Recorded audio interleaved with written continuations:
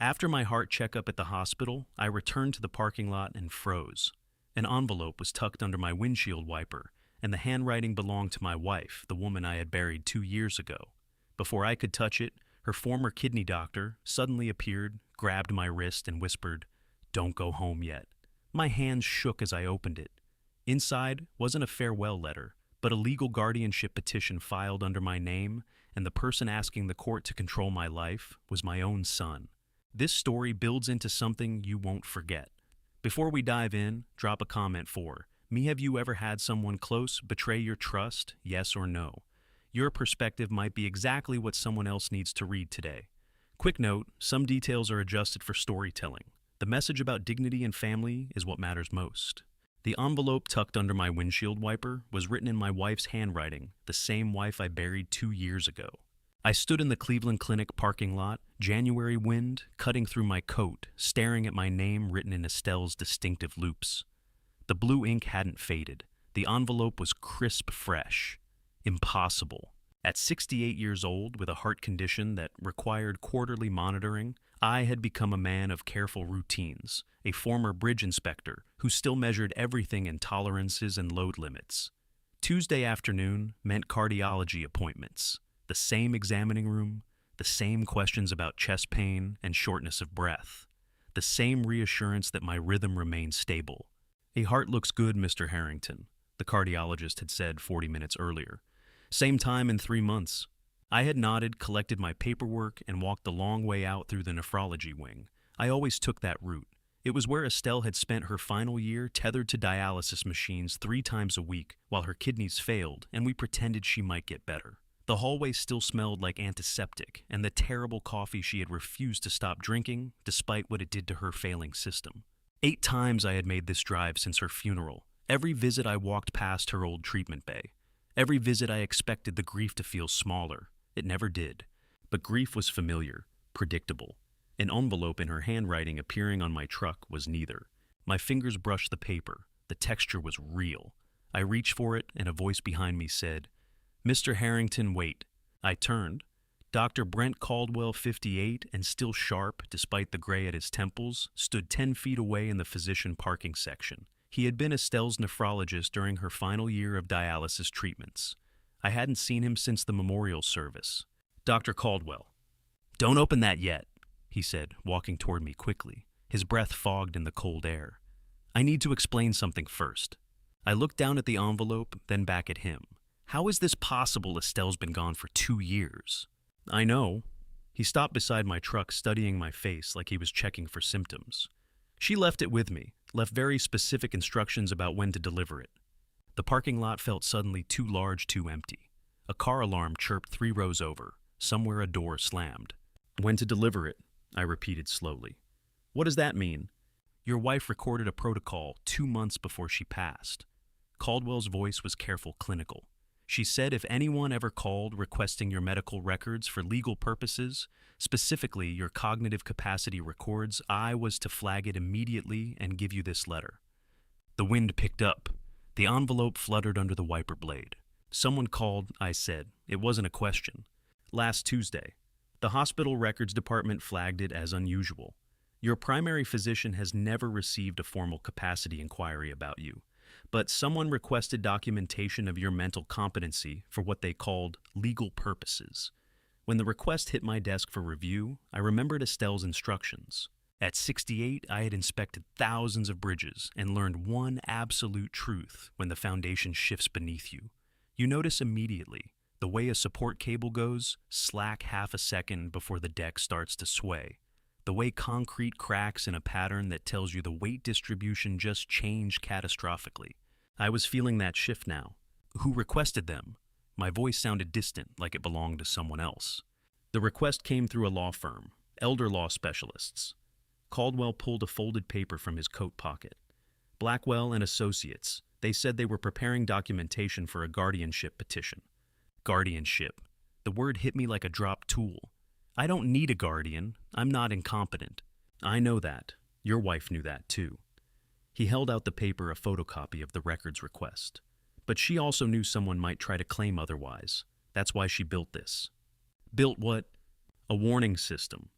Caldwell gestured to the envelope. She was very clear. If this specific trigger occurred a legal inquiry about your capacity, I was to deliver her letter immediately. Before you went home, before you talked to anyone. She said timing would matter. My hands were cold. The envelope was right there, inches away, containing words my wife had written, knowing she would be dead when I read them. Knowing something was coming that I didn't see. How long have you been carrying this around? Since April 2021, 22 months. Caldwell's expression softened. I thought it was paranoia. She was on heavy medication at the end. Kidney failure does things to cognition. I assumed she was confused, maybe fixating on something that made sense only to her. I kept the letter because she asked me to, but I never expected. He stopped. I was wrong. She knew something. I pulled the envelope free from the wiper blade. The paper was heavier than it looked. My name in her handwriting, Vernon Harrington in that careful script she had used for important documents. She had been an accountant for 38 years. She never wrote anything carelessly. I tore the seal. The letter inside was a single page, blue ink, her handwriting, dated April 14th, 2021, 6 weeks before she died. My dearest Vernon, if you are reading this, someone has requested documentation of your mental capacity for legal proceedings. Dr. Caldwell has followed my instructions, which means the threat I feared is now active. Do not go home. Do not answer your phone. Drive immediately to Celeste Whitfield's office. She is my personal attorney, and she has been holding documents for this exact situation. I know you don't understand yet. You will. Trust Celeste. Trust the protections I built. And Vernon, I am so sorry I had to leave you before I could stop this myself. They are doing it again. All my love, Estelle. My hands were shaking so badly I could barely hold the paper. The same hands that had signed her death certificate 24 months earlier. The same hands that had scattered her ashes at Lakewood Park where we used to walk. Mr. Harrington. Caldwell's voice was distant. Are you all right? I read the last line again. They are doing it again. Who were they? What was it?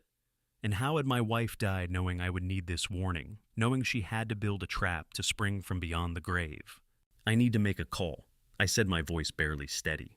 The attorney Caldwell asked. I nodded, staring at Estelle's signature, the careful loops, the firm pressure of someone who knew exactly what she was writing. Then you should go now, he said quietly. She said timing would matter? I drove to Terminal Tower, in a heavy fog, Estelle's letter resting on the passenger seat. Downtown Cleveland loomed through gray clouds, all steel glass and January cold. I parked underground and took the elevator to the 14th floor. The attorney had waited 23 months for me. Estelle had predicted exactly when I would arrive. Celeste Whitfield, 58 with silver hair and a precise bun, stood from her mahogany desk as I entered. Having served as Estelle's personal attorney for 22 years, she radiated a calm competence born from winning corporate battles. Mr. Harrington, she said, shaking my hand. Your wife knew you'd come today. I gripped Estelle's letter tightly. How she's been dead for 2 years. Because she knew what would trigger my call to Dr. Caldwell. She gestured to a leather chair. Please sit. We have much to discuss. Outside floor-to-ceiling windows overlooked a frozen Lake Erie. Everything felt surreal. You received Estelle's letter, Celeste noted. I placed it down. She wrote about a threat, about them doing it again. I don't understand. You will. She unlocked a drawer and pulled out a thick file labeled Harrington Defensive Protocol in Estelle's handwriting. Last Tuesday, Cleveland Clinic received a formal request for your medical files, specifically targeting your cognitive capacity. Why? Because someone is building a case that you are mentally incompetent, Celeste said evenly. The request came from attorney Kurt Blackwell on behalf of someone petitioning for your adult guardianship. The words choked me. But I'm not incompetent. I know. Your wife knew too, anticipating this exact move. Celeste tapped the folder. 2 months before she died, Estelle gave me specific instructions. If anyone requested your capacity records, I was to activate an immediate defensive protocol. I stared at her handwriting, the protective architecture she built while dying. What protocol? A trust structure making it nearly impossible to seize your assets without consent. She explained, revealing documents from April 2021. She transferred primary ownership of your joint assets into an irrevocable trust. You are the sole beneficiary and trustee. I am the successor trustee, authorized to activate this only if guardianship proceedings began. For 38 years, I inspected bridges for invisible cracks, stress fractures hidden until the structure failed. Sitting there, I felt every fracture in my own world splitting wide open. Why did she expect this? Celeste's expression shifted to hard sympathy. Because she discovered someone was already planning it. Who? Before I answer, look at what's at stake. She showed me a spreadsheet. Your estate is worth roughly $1.465 million. The Riverside Drive house is $265,000. Retirement accounts total $820,000, and your investments are $380,000. Estelle had always managed the detailed accounting. With guardianship, they would legally control everything, Celeste warned. They'd choose where you live, how your money is spent, and your medical care. You would lose all legal rights. The January light felt sterile. Who filed it? I whispered. Celeste slid a legal document across the desk. Petition for adult guardianship, Cuyahoga County Probate Court. My eyes dropped to the petitioner's name. It hit me like a snapped cable under tension, sudden, violent, catastrophic. Clayton Michael Harrington, petitioner, relationship son. My son, my only child. The boy I taught to ride a bike. The man who called every Sunday, brought my grandson Milo to visit, and hugged me tightly at Estelle's funeral. This can't be right, I hollowly stammered. The document was real filed 6 weeks ago, on December 3rd. I'm sorry, Celeste said quietly. Estelle found research about guardianship elder law consultations and financial projections on his computer in March 2021. He claimed it was for a client, but she didn't believe him. Why didn't she tell me? She was dying and wanted to spare your remaining months together. She knew you'd need strength later. Celeste's voice softened. She ensured you'd have tools to fight back. I looked at my son's signature underneath ugly allegations, cognitive decline, memory loss, emotional instability, all calculated lies designed to erase me and seize our 43 years of marriage. The hearing is February 15th, 5 weeks away, Celeste concluded. We must review your accounts immediately. Estelle suspected he was already stealing. This petition isn't the beginning, Mr. Harrington. It's the endgame. Clayton had smiled at Sunday dinners while building my legal cage. Now I had 5 weeks to prove my competence, fight my own child, and discover how deep the betrayal ran. The next morning, Celeste made the call I hadn't known to make myself. If Clayton was claiming I was incompetent, he needed proof, and proof could be manufactured.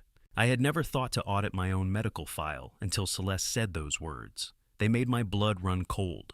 1 month after discovering the petition, I sat in a windowless conference room in Cleveland Clinic's records department with Celeste and Dr. Caldwell. The walls were lined with filing cabinets being slowly digitized into oblivion.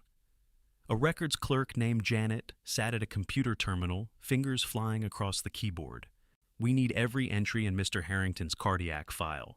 Celeste said, her voice carrying the precise authority of someone who had done this before, with metadata showing who made each entry and when. Dr. Caldwell leaned forward, his expression grim. I've been his cardiologist for 4 years. If something's wrong in there, I want to know. Janet nodded and pulled up my file. The printer began humming, spitting out pages. My entire cardiac history since 2019, every appointment, every test result, every clinical note laid bare with timestamps and user IDs attached. My own medical history now evidence in a war I didn't know I was fighting. We spent the first hour cross-referencing entries against Dr. Caldwell's actual appointment schedule. Most match perfectly notes written during office hours, test results logged within minutes of completion. Prescriptions entered immediately after consultations. Then Celeste stopped her finger on a page dated November 12th, 2022. What's this? She asked. Dr. Caldwell took the paper. His eyes scanned the entry. His face changed. I never wrote this. I leaned over to read it. The note was clinical professional. Patient displayed significant disorientation and confusion regarding medication regimen, unable to recall current prescriptions or dosages without prompting, exhibited frustration when questioned about compliance, cognitive assessment recommended. The timestamp showed 11:47 p.m. on a Saturday. I wasn't even in the building that night, Dr. Caldwell said slowly. I was at my daughter's wedding in Columbus. Celeste pulled out her phone and started taking photos of the document. Someone with system access added this entry 3 months ago, right when Clayton would have been building his case. The room felt suddenly airless. They falsified my medical records, I said. They put lies directly into the hospital database. Who has access to your patient files? Celeste asked Dr. Caldwell. Physicians in the cardiology department, nurses on the cardiac floor, and technically any doctor with escalated privileges for cross-departmental consultation. He was already pulling up the access logs on Janet's computer. But there are audit trails. Every entry is tied to a credential ID. He scrolled through the metadata. Here, November 12th, 11:47 p.m. The entry was made using physician credential ID 847-CC-2891. Is that yours? Celeste asked. No, mine is 623-CC-1847. Dr. Caldwell's jaw tightened. Janet, can you look up who owns that credential? Janet typed rapidly. A profile appeared on screen. For 38 years, I had documented every structural flaw I found, cracks invisible to the naked eye that could collapse a bridge under the right pressure. And now I was looking at the cracks in my own life, deliberately carved by someone who knew exactly where to cut. Dr. Raymond Moss. Janet read from the screen. Behavioral health, psychiatry. Dr. Caldwell's expression went dark.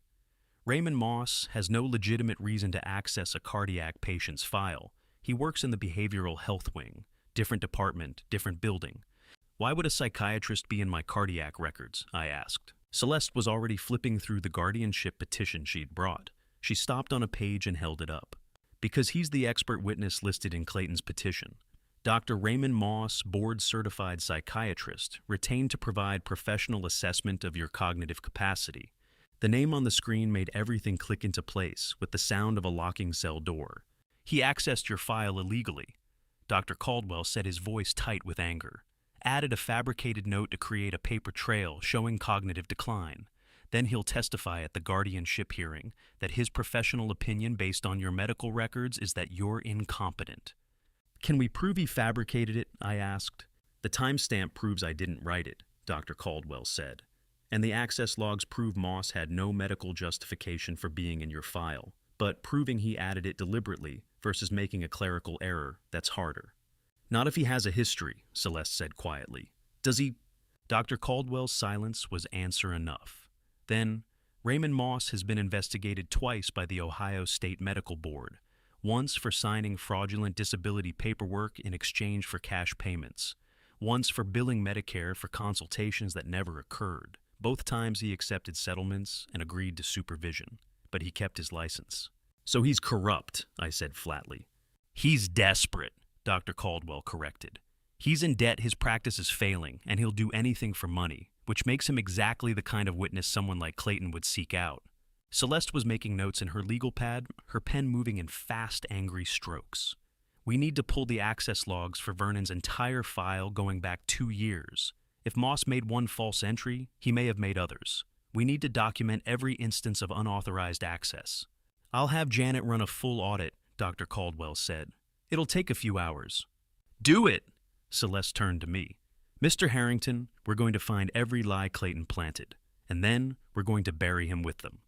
I looked down at the forged note at the careful clinical language designed to make me sound like a confused old man losing his grip on reality. Clayton hadn't just filed a petition. He'd bought a doctor to rewrite my reality. He'd manufactured evidence. He'd turned my own medical records into a weapon against me. How many others? I asked. How many other entries did he add? It's four, if there's a door. We'll find out, Celeste said. But the question that kept circling in my mind was darker. If Dr. Moss could add false entries to a hospital database, what would he be willing to say under oath at the guardianship hearing? What lies would he tell dressed in professional credentials and medical authority to convince a judge I was incompetent? And if a corrupt psychiatrist was willing to fabricate evidence, who else had Clayton recruited to his conspiracy? Dr. Caldwell's audit found 3 more fabricated entries in my file. 3 more lies Dr. Moss had planted between November and January, each one carefully worded to suggest cognitive decline. But proof of forgery wasn't enough. We needed evidence of conspiracy. That's when Russell called. My neighbor Russell Prescott had been a federal postal inspector for 35 years. the kind of man trained to notice patterns invisible to everyone else. And when he called me that, March morning, his voice had the flat calm of someone delivering very bad news. "Vernon," he said, "I think you should see this." 10 minutes later, I was standing in Russell's living room at 2847 Riverside Drive. Russell Prescott, 71, and sharp-eyed from 3 decades of tracking mail fraud schemes, lived in the neat brick house next to mine. He had developed the professional habit of noticing everything his neighbors preferred to ignore. His living room was orderly, precise model ships and display cases, photographs from his Navy years. A computer setup that looked more professional than recreational. He gestured me to sit in front of his monitor. I installed security cameras after someone stole 3 packages off my porch last September. He said, pulling up a folder labeled Surveillance, Archives. 4 cameras. 1 covers my driveway, 1 the front door, 1 the backyard, 1 the street. That last one, it catches your driveway too. Clear angle on your front door. I hadn't known he had cameras. Hadn't thought about it. "How long have you been recording?" I asked. 6 months of continuous footage. Cloud backup, local storage, automatic timestamps. Russell's fingers moved across the keyboard with the precision of someone who had written 1,000 evidence reports. "And I've been going through every frame since you told me about that guardianship petition 3 weeks ago." He opened a video file dated October 11th, 2022. "This is a Tuesday morning," Russell said, "about 9:15 a.m. The footage was black and white, but sharp. I watched my own driveway from Russell's camera angle. My truck was gone. I would have been driving to Cleveland Clinic for my quarterly cardiology appointment. At 9:23 a.m., according to the timestamp, a gray sedan pulled into my driveway. A man got out. I recognized him immediately from the petition documents. Kurt Blackwell, the attorney. 51, thinning hair, expensive suit. 15 seconds later, my front door opened. Clayton stepped out. My son walked down the driveway to meet the lawyer. They shook hands. Clayton pulled a manila envelope from inside his jacket and handed it to Blackwell. They stood close heads together, talking. The conversation lasted 11 minutes by the timestamp. Then Blackwell returned to his car and drove away. Clayton went back inside my house. "That's Kurt Blackwell," I said, my voice sounding distant. "The lawyer from the petition, and that's my son handing him something." "I know," Russell said quietly. "Keep watching." He pulled up another file. November 8th, 2022. Another Tuesday. Same time, same pattern. My truck gone, Clayton emerging from my house, Blackwell arriving minutes later. Another envelope. Another hushed conversation on my driveway. Russell had spent 35 years tracing mail fraud schemes, following paper trails that looked like nothing until you stepped back and saw the pattern, and he was showing me the pattern of my own destruction. "How many?" I asked. 7 meetings between October and February, Russell said. "All on Tuesdays, all between 9:15 and 10:30 a.m., all while your truck was gone." He pulled up a spreadsheet. 7 rows each with a date time stamp and notes. October 11th, envelope delivered. November 8th, documents reviewed.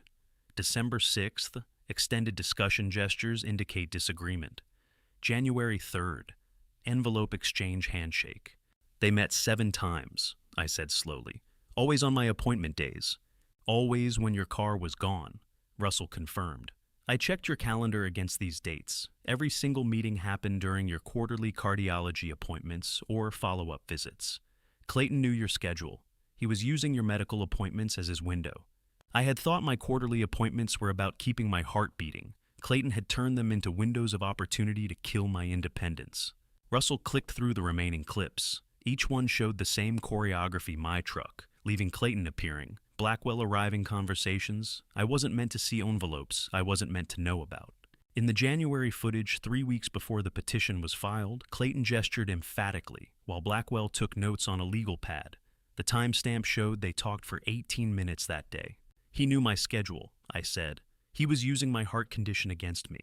"It's worse than that," Russell said.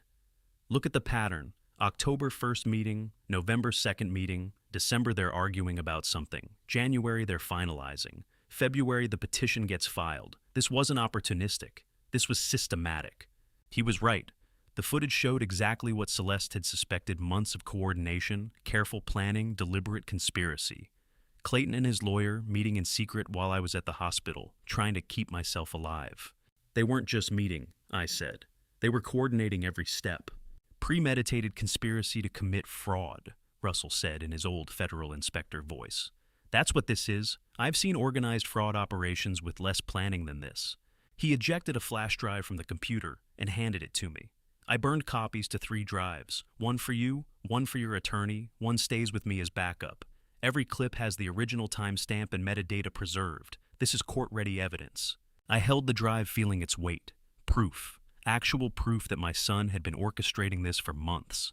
Is there more? I asked. Yes. Russell's expression darkened. That's why I called you. There's something else you need to see. He pulled up footage from February 14th, 2023, a Tuesday. My truck pulled out of the driveway at 8:47 a.m. I remembered that appointment, a stress test that took 3 hours. At 9:03 a.m., Clayton's car pulled in. He walked to my front door, and then he pulled out a key. I watched him unlock my door, walk inside, close it behind him. The timestamp counter ran. 9:03 a.m., 9:15 a.m., 9:30 a.m., 9:45 a.m. At 9:46 a.m., 43 minutes later, Clayton emerged, locked the door behind him, and drove away. He was inside your house for 43 minutes, Russell said quietly, while you were at the hospital, with a key you didn't give him. I stared at the frozen image on screen. My son standing on my porch holding a key I didn't know he had, leaving a house he had no permission to enter. What was he doing in there? I asked. That Russell said is what you need to find out. I spent that night searching my house for what Clayton had done during those 43 minutes.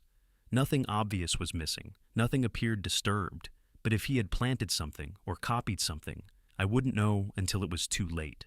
My grandson Milo was 8 years old, loved math puzzles and chocolate chip pancakes, and had no idea his father was using him as a courier for threats disguised as casual conversation. He arrived Saturday morning in April with his backpack full of homework and excitement. Milo, my 8-year-old grandson, had his mother's dark curls and his grandfather's methodical approach to math problems, and he carried the terrible burden of being caught between 2 men who both claimed to love him. Grandpa, he dropped his bag and ran to hug me, still trusting. Hey buddy, what do you want for breakfast? Pancakes. The answer was always pancakes. 20 minutes later, we sat at my kitchen table, the same table where I had been reviewing evidence of his father's conspiracy.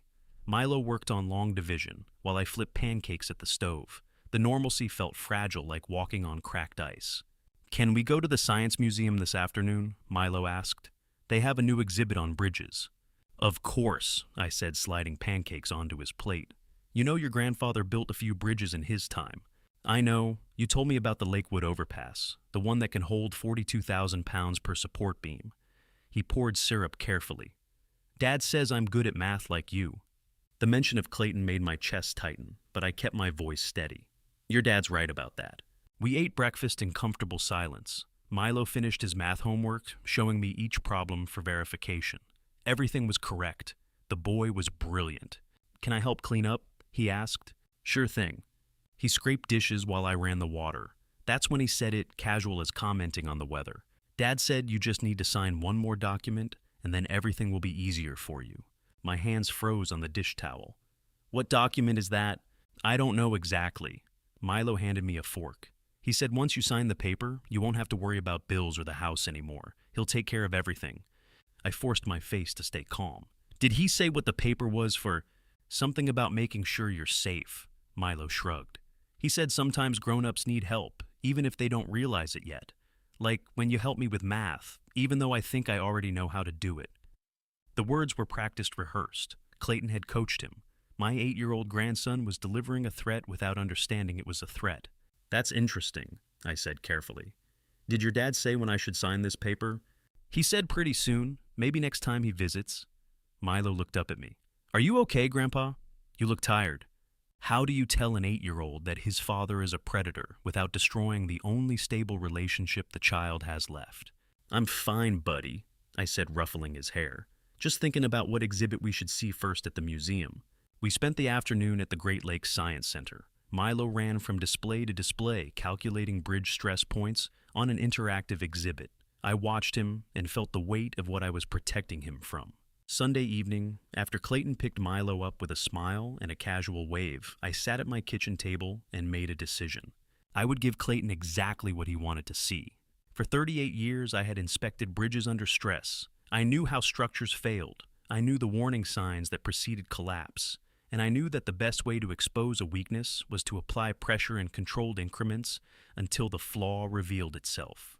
I had learned in my career that the best way to test a bridge's integrity was to apply stress in controlled increments, and now I would apply stress to my son's scheme by appearing to collapse under it. I opened my laptop and searched for hidden cameras, wireless, cloud storage, high definition. I found a set of 3 that looked like phone chargers and smoke detectors, ordered them with expedited shipping. Then I called Russell. "I need your help with some installation work," I said. "Small cameras, very small." "Where?" Russell's voice was calm, unsurprised. "Study, hallway, living room." "When do they arrive?" "Wednesday." "I'll come by Thursday morning," Russell said. "Early?" "Thursday morning, my next cardiology appointment. The window when Clayton had been meeting with Blackwell. The window when he had entered my house with a key I didn't give him." After I hung up, I sat in my study and planned my performance. I would start forgetting things, small things at first, misplacing my keys, repeating questions, looking confused when Clayton mentioned dates. I would shuffle when I walked, let my sentences trail off mid-thought. Clayton wanted a frail, confused old man. He could convince a judge to declare incompetent. I would give him a performance worth recording. And while he watched me pretend to fail, my cameras would document every word he said, every document he tried to plant, every manipulation he attempted. I had spent my life building structures that could withstand enormous pressure. Now, I would become a structure that appeared to be failing, while secretly documenting the forces trying to destroy it. The cameras arrived Wednesday in unmarked packaging. Russell came over Thursday at 7 a.m. before my appointment. We installed them in 30 minutes. Study camera hidden in a bookshelf clock. Hallway camera disguised as a smoke detector. Living room camera built into a phone charger plugged beside the couch. Each one motion activated. Each one uploading to cloud storage Russell and I both had access to. Each one capturing audio and video in high definition. At 8:30, I left for my cardiology appointment. As I backed out of the driveway, I glanced at Russell's house. He was at his window watching, waiting. From that moment on, every move Clayton made in my house would be documented. The trap was set. Now I just had to wait for my son to walk into it. The cameras ran silently for 11 weeks, recording nothing but an old man living alone. Then, on a Wednesday afternoon in July, Clayton finally made his move. The document my son placed on my coffee table was 47 pages long, bound in a professional folder, and designed to look like something that would save my life when it was actually meant to end it. "Dad, I know you don't like thinking about this stuff," Clayton said, settling into the armchair across from me with practiced ease. He was 42, successful in his consulting firm, dressed in the kind of expensive casual clothes that said "I'm doing well, but I'm still your son." "But after your last cardiology appointment, I realized we need to have these protections in place." I looked down at the folder. The tab read, "Medical Proxy and Care Coordination Documents." "What kind of protections?" I asked, keeping my voice mild, curious. "Just standard forms." He leaned forward, concerned and reasonable. "If you have a cardiac emergency and can't make decisions for yourself, these authorize me to coordinate with your doctors and insurance. It's what Estelle would have wanted someone looking out for you." The mention of Estelle was calculated. He knew it would soften me. "I've got Kurt Blackwell on standby to answer any technical questions." Clayton continued pulling out his phone. "He's the attorney handling everything. Just want to make sure you're comfortable." He dialed. The phone rang twice. "Kurt Blackwell," came the voice through the speaker. "Kurt, it's Clayton. I'm here with my father, reviewing the documents we discussed." "Good afternoon, Mr. Harrington." Kurt said, his tone warm and professional. "These are completely standard documents, just medical decision-making authority and coordination with your insurance provider. Nothing complicated." I pulled the folder closer and opened it. The first page looked innocuous enough: durable power of attorney for healthcare decisions. Standard legal boilerplate. I flipped to the second page, the third reading slowly. "Take your time, Dad," Clayton said. "I know it's a lot of legal language." It was a lot of legal language, dense paragraphs of whereas and hereby clauses. But I had spent decades reading structural specifications where a single misplaced decimal could mean the difference between a bridge that stood for a century and one that collapsed in a winter storm. And this document had more than misplaced decimals. It had landmines. I found the first one on page 14, section 4, subsection C, attorney in fact shall have authority to access medical records, financial account statements related to healthcare expenses, and insurance documentation. Financial account statements. Interesting. I kept reading. Page 23, page 31. And then on page 34, buried in section 7, subsection D, I found what they were really after. The attorney in fact shall possess full authority over all financial accounts, real property investment portfolios, and estate assets without limitation or oversight for purposes of ensuring uninterrupted health care and residential stability. Without limitation or oversight. I set down the page carefully and looked up. Section 7 here, this language about financial accounts. Is that standard for a medical proxy? There was a pause, half a second too long. That's just ensuring your medical bills can be paid without delay during an emergency, Kurt said smoothly. Sometimes hospitals need immediate authorization to draw from accounts for treatment. This streamlines that process. It says all financial accounts and without limitation, I said, my voice staying level curious. That seems broad for medical billing. It's protective language, Kurt said. In practice, it would only be used for healthcare-related expenses, but the law requires broad phrasing to ensure there are no gaps in coverage.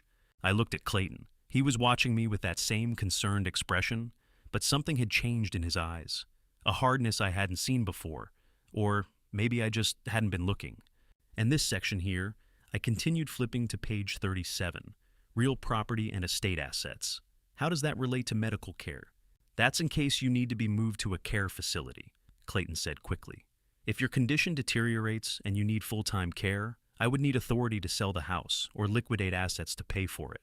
It's for your protection, Dad.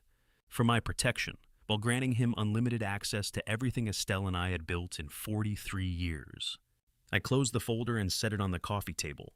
I appreciate you bringing this over, I said carefully, but I need to have my insurance advisor review it first, just to make sure everything coordinates properly with my existing policies. Clayton's smile froze. Dad, this really is standard. We've had 3 attorneys review it. I'm sure, I said, but I'd feel more comfortable having someone who knows my specific situation take a look, just to be thorough. Mr. Harrington. Kurt's voice came through the phone. I assure you this document has been carefully crafted. I'm sure it has, I interrupted gently, but I'm going to have my advisor review it anyway. That's just how I do things. The silence stretched for 3 seconds. Of course, Clayton said, finally his voice tight. Take your time, though we should get this done soon while you're still clear-headed about these decisions. While I'm still clear-headed, the threat barely disguised as concern. I'll let you know, I said, standing up slowly, shuffling a bit, playing my part. Thanks for thinking of me. Clayton gathered the documents, his movements sharp and controlled. I'll check back next week, he said. This is important, Dad. Don't put it off too long. He left through the front door. I watched through the window as he walked to his car in the driveway. Then I went to my study and pulled up the camera feeds. The living room camera had captured everything: the documents, the conversation, and Clayton's carefully controlled performance. But it was the driveway camera that showed me what I needed. Clayton stood beside his car phone, out typing furiously. His face was twisted with frustration, the careful mask completely gone. His thumbs moved across the screen. The text message preview filled the camera frame for exactly 2.3 seconds, long enough to read, long enough to save, long enough to prove conspiracy. The old man is starting to ask questions. I watched the footage 3 times, then saved it to the encrypted drive where I kept Russell's surveillance videos. 47 pages of fraudulent power of attorney. A corrupt attorney coordinating by phone. My son's unguarded fury caught in high definition. Clayton thought I was starting to ask questions. He had no idea I'd been documenting answers for 3 months. His next move would be more aggressive, more desperate, and I would be ready. Clayton's next move didn't come. Not the following week, not the week after. He went silent, which meant he was planning something worse. Meanwhile, Celeste finished the forensic audit I should have ordered 18 months ago. The spreadsheet Celeste laid on her conference table had 473 rows of transactions, and every single one of them was theft. I sat in her office on an August morning, looking at the document that proved my son had been systematically destroying me while I trusted him completely. The numbers were color-coded: red for retirement account withdrawals, blue for investment liquidations, yellow for savings transfers. There was a lot of red. He started in January of last year. Celeste said, her finger tracing down the first column. Small amounts at first, $3,200, $4,800, always varying the amounts and timing to look like normal retirement withdrawals for living expenses. I stared at the dates. January 2022, 5 months after Estelle died. While I was still raw with grief, still trying to figure out how to live alone, Clayton had been opening my accounts and helping himself. I trusted him with emergency access, I said quietly. For legitimate needs, medical bills, house repairs if I was incapacitated. He used that access to drain you methodically over 18 months, Celeste said, and it accelerated in the past 6 months. Look at the frequency every 8 to 12 days, always under 10,000 to avoid automatic bank reporting flags. He structured it perfectly to evade detection. I traced my finger down the spreadsheet. February 2022, $4,200. March, $5,800. April, $3,900. May, $7,200. On and on, month after month, a slow bleed designed to look like nothing more than an elderly man paying his bills. Except I paid my bills from my checking account. These were withdrawals from retirement and investment accounts I rarely touched. Where did it go? I asked. 2 shell companies, First Legacy Holdings, LLC, and Summit Capital, partners both registered to a business address that's a UPS mailbox in Parma. From there, it was consolidated and transferred to a corporate account. Celeste turned to the next page. Harrington Development Group, my son's commercial real estate company. How much? The question came out hoarse. Total. Celeste looked at me with something like pity. $820,000. The number hit me like physical force. $820,000, more than half my retirement, more than half of everything Estelle and I had saved in 38 years of careful living. Your total assets were approximately $1.465 million, Celeste continued quietly. He took 56% of everything you worked for. For 38 years, I had inspected bridges for metal fatigue, microscopic stress fractures that weakened structures from the inside until catastrophic failure. And now I understood I had been experiencing catastrophic failure for 18 months, without knowing it. 56%. He didn't just steal my money, he stole my independence, my choices, my future. He stole the security Estelle and I had built so carefully, so patiently, decade after decade. Can we get it back? I asked. If we can prove fraud and trace the funds, yes. But there's a complication. Celeste opened another folder. Some of the largest transfers, 6 transactions totaling $240,000, were authorized with signatures that don't match your signature card. The bank should have flagged them. They didn't. Why not? Because someone overrode the system warnings, Celeste said. Someone who's willing to testify. She pressed a button on her desk phone. Send Ms. Weaver in, please. The woman who entered was 34 and trembling. Saskia Weaver, single mother, working as a bank teller, looked like she hadn't slept in days. Her eyes were red, her hands shaking as she took the seat Celeste offered. Ms. Weaver, this is Vernon Harrington, Celeste said gently. Can you tell him what you told me? Saskia looked at me, then down at her hands. I'm so sorry, she whispered. I didn't know what else to do. Just tell me what happened, I said. She took a shaky breath. Your son came in for the first few transactions personally. He had all the right account numbers, the right authorization codes. Everything looked legitimate. But then in March, he started sending transfers electronically, and the signatures, they didn't match your card on file. The system flagged them, Celeste prompted. 3 times, 3 different transactions. Saskia's voice was barely audible. The computer generates an alert when signatures don't match. I'm supposed to call the account holder directly to verify. But Mr. Harrington, your son, he told me if I flagged them, he'd report me. I'd report you for what I asked.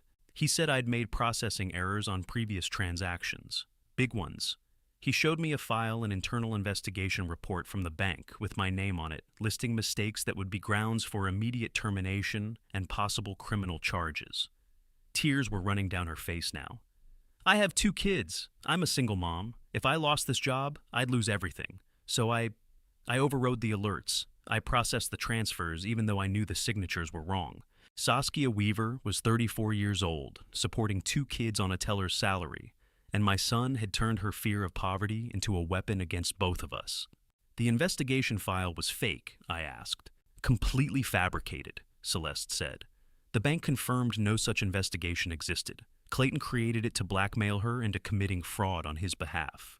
He turned me into a criminal, Saskia said, her voice breaking. I processed fraudulent transfers. I could go to prison, but I'm willing to testify. I'm willing to tell the truth about what he did. I looked at this terrified young woman, who my son had coerced into helping him steal from me, and I felt something shift. This wasn't just about me anymore. Clayton had created multiple victims. He'd weaponized people's vulnerabilities, my grief, Saskia's financial desperation, and turned them into tools for theft. You won't go to prison, I said. You were coerced. You're a victim too. The bank has agreed not to press charges against Ms. Weaver in exchange for her cooperation, Celeste said. Her testimony will be crucial. Saskia nodded, wiping her eyes. After she left, Celeste pulled up one more document on her laptop and turned the screen toward me. There's something else you need to see. Clayton's corporate filing records. I looked at the screen. Harrington Development Group. 3 commercial properties listed. And beside them, in red, foreclosure notice.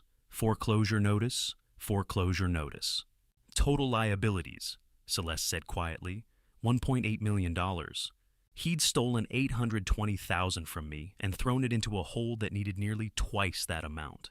The guardianship wasn't about care. It was about survival, his survival bought with my destruction. Understanding that Clayton was desperate changed everything. A greedy man could be reasoned with, negotiated with, contained. But a desperate man facing total ruin, that was a different threat entirely. The Ohio Attorney General's office occupied 3 floors of a government building that smelled like old files and consequences, and I walked into it knowing I was about to learn exactly how desperate my son had become.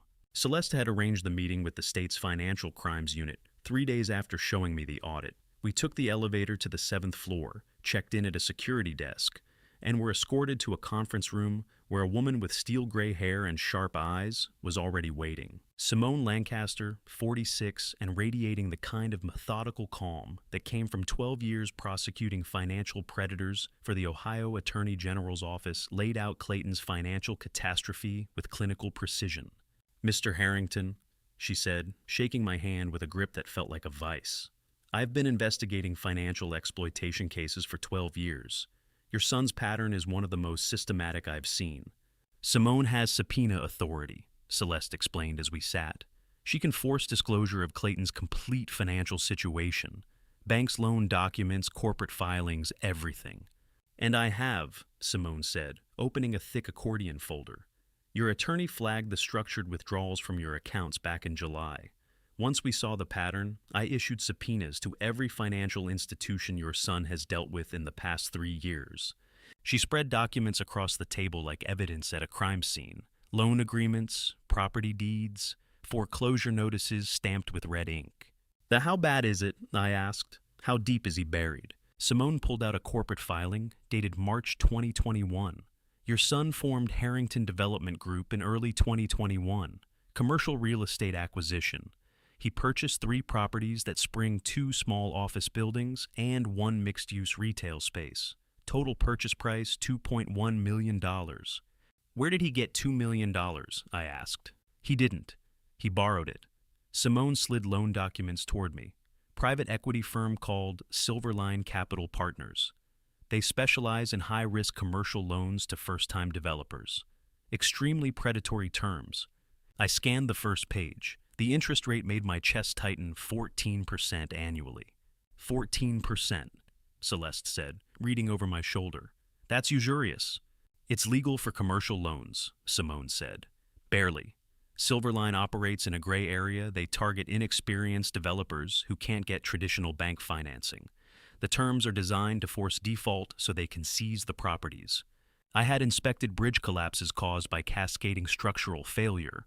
One compromised support beam, triggering the failure of adjacent beams in a domino effect that couldn't be stopped once it started, and I was watching my son experience cascading financial failure in real time. "What's the total debt?" I asked. $1.8 million, Simone said. He made a down payment using his own savings, about $300,000. The rest is leveraged loans. His business plan assumed he could renovate the properties and lease them at a profit. But the commercial real estate market in Cleveland has been flat for 2 years. He couldn't find tenants. Revenue never materialized.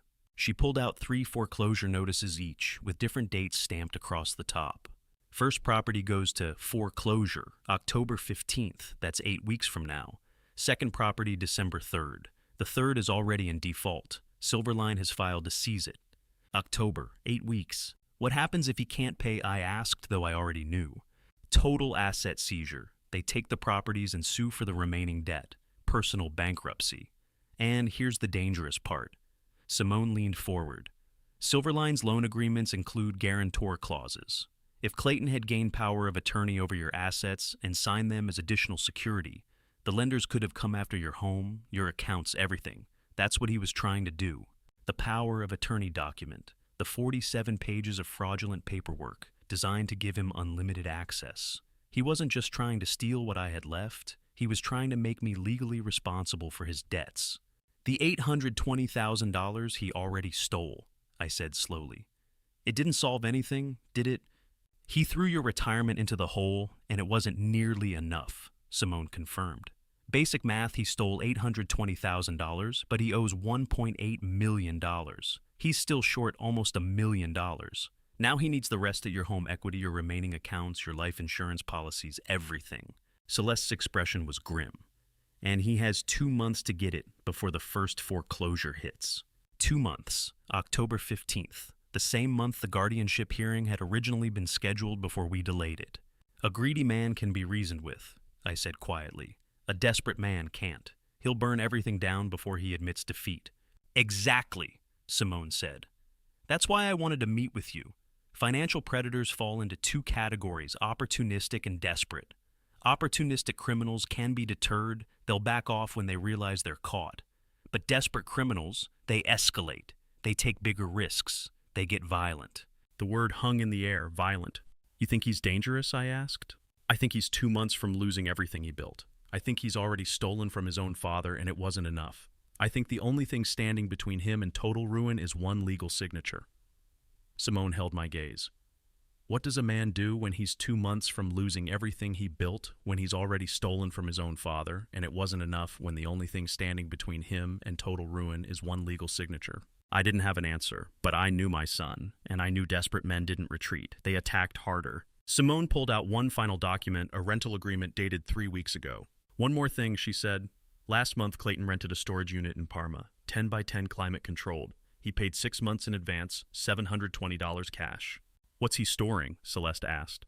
We don't know. We'd need a warrant to search it, and we don't have probable cause yet. Simone looked at me. But men don't rent storage units and pay 6 months up front unless they're planning something they need time to execute. He's not just desperate, Mr. Harrington. He's preparing. I drove back to Lakewood in silence, Celeste beside me, reviewing her notes. My son was 8 weeks from financial annihilation. He'd already stolen more than half my retirement, and it hadn't saved him. He had a storage unit full of something I couldn't see, and he was preparing for something I couldn't predict. Desperate men don't retreat, they attack harder, and I had exactly 8 weeks to be ready. I couldn't get inside that storage unit without a warrant, but I could talk to people who knew Clayton's history, people who had survived him before. The woman sitting across from me in a suburban cafe 20 miles from my neighborhood was my son's ex-wife, Milo's mother, and she was shaking so badly her coffee cup rattled against the saucer. Margot Sinclair, 36, with the careful composure of someone who had survived psychological warfare, was Clayton's ex-wife, Milo's mother, and a marketing director who had spent 7 years trying to forget what my son was capable of until she heard he was doing it again. Thank you for meeting me, I said quietly. She glanced toward the cafe entrance for the 3rd time in as many minutes. Miss Whitfield said you needed to understand Clayton's history, she said. Her voice dropped. She said you'd guarantee my safety if I testified. Celeste leaned forward. The NDA you signed during the divorce doesn't cover testimony in a criminal investigation. You're legally protected, and we can arrange witness security protocols if needed. Margot's laugh was brittle. You don't understand. Clayton doesn't need to break the law to destroy someone. He just needs to make you believe he might. I recognized the tone, the same fear I'd seen in Saskia Weaver, the bank teller, the same psychological warfare. Tell me what happened, I said. Margot took a breath, held it, released it slowly. I told myself I'd never speak about this again. He made me sign an NDA as part of the settlement. I got Milo. He got favorable custody terms and no criminal charges.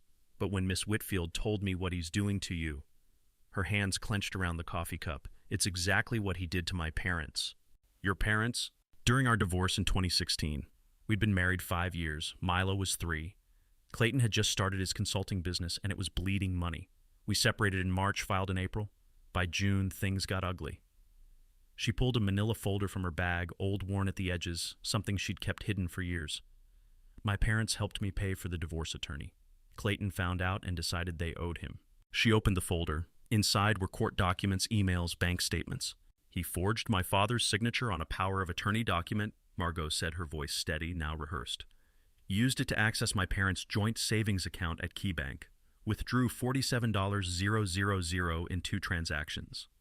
When my father caught it and reported it, Clayton claimed his attorney had made a mistake, said they were copying signatures from legitimate documents for filing purposes and accidentally submitted the wrong form. Celeste was already reading the court filings. The judge didn't believe him. No, but she couldn't prove criminal intent. Clayton's lawyer was very good. They positioned it as a clerical error, said Clayton never actually intended to withdraw money, that it was his attorney's paralegal who processed the transactions without proper oversight. Margot's jaw tightened. The judge issued a reprimand. No criminal charges. My parents got their money back minus legal fees. And Clayton walked away having learned exactly how to forge POA documents without getting caught next time. She pulled out a printed email chain. But I saved these. Emails between Clayton and his attorney from May 2016 before the forgery.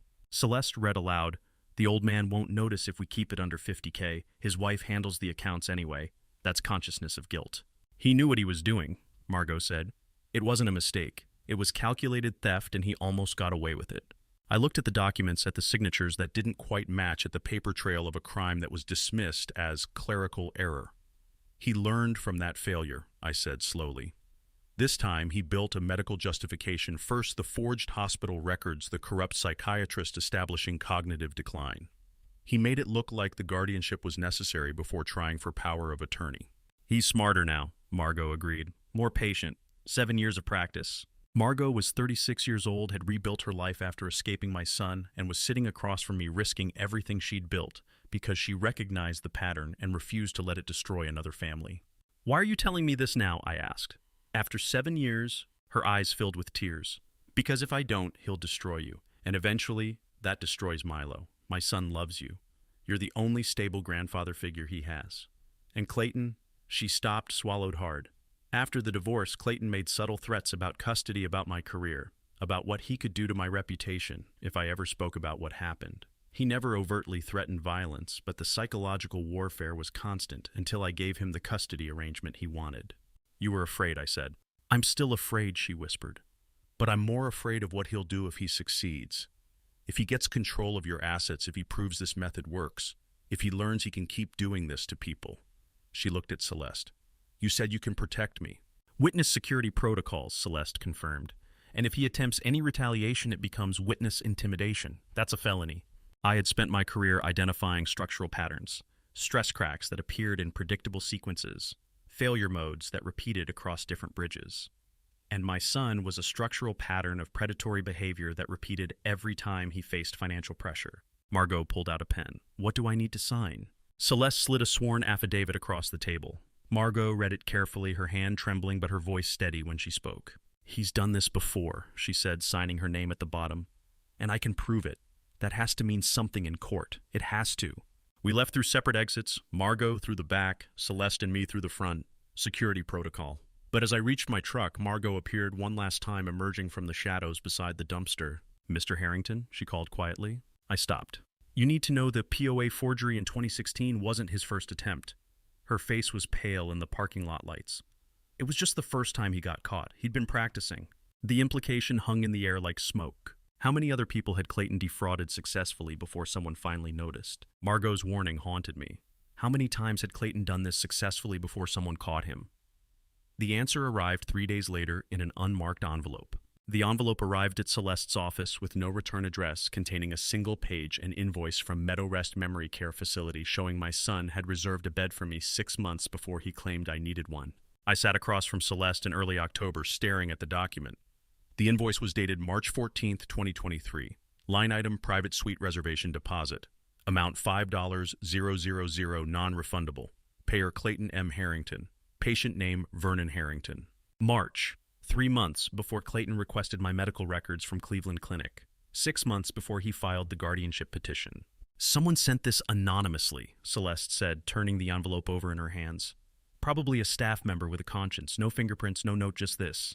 He paid to lock me up before he even started building the fake medical evidence, I said slowly. This isn't reactive, Celeste said, her voice hard.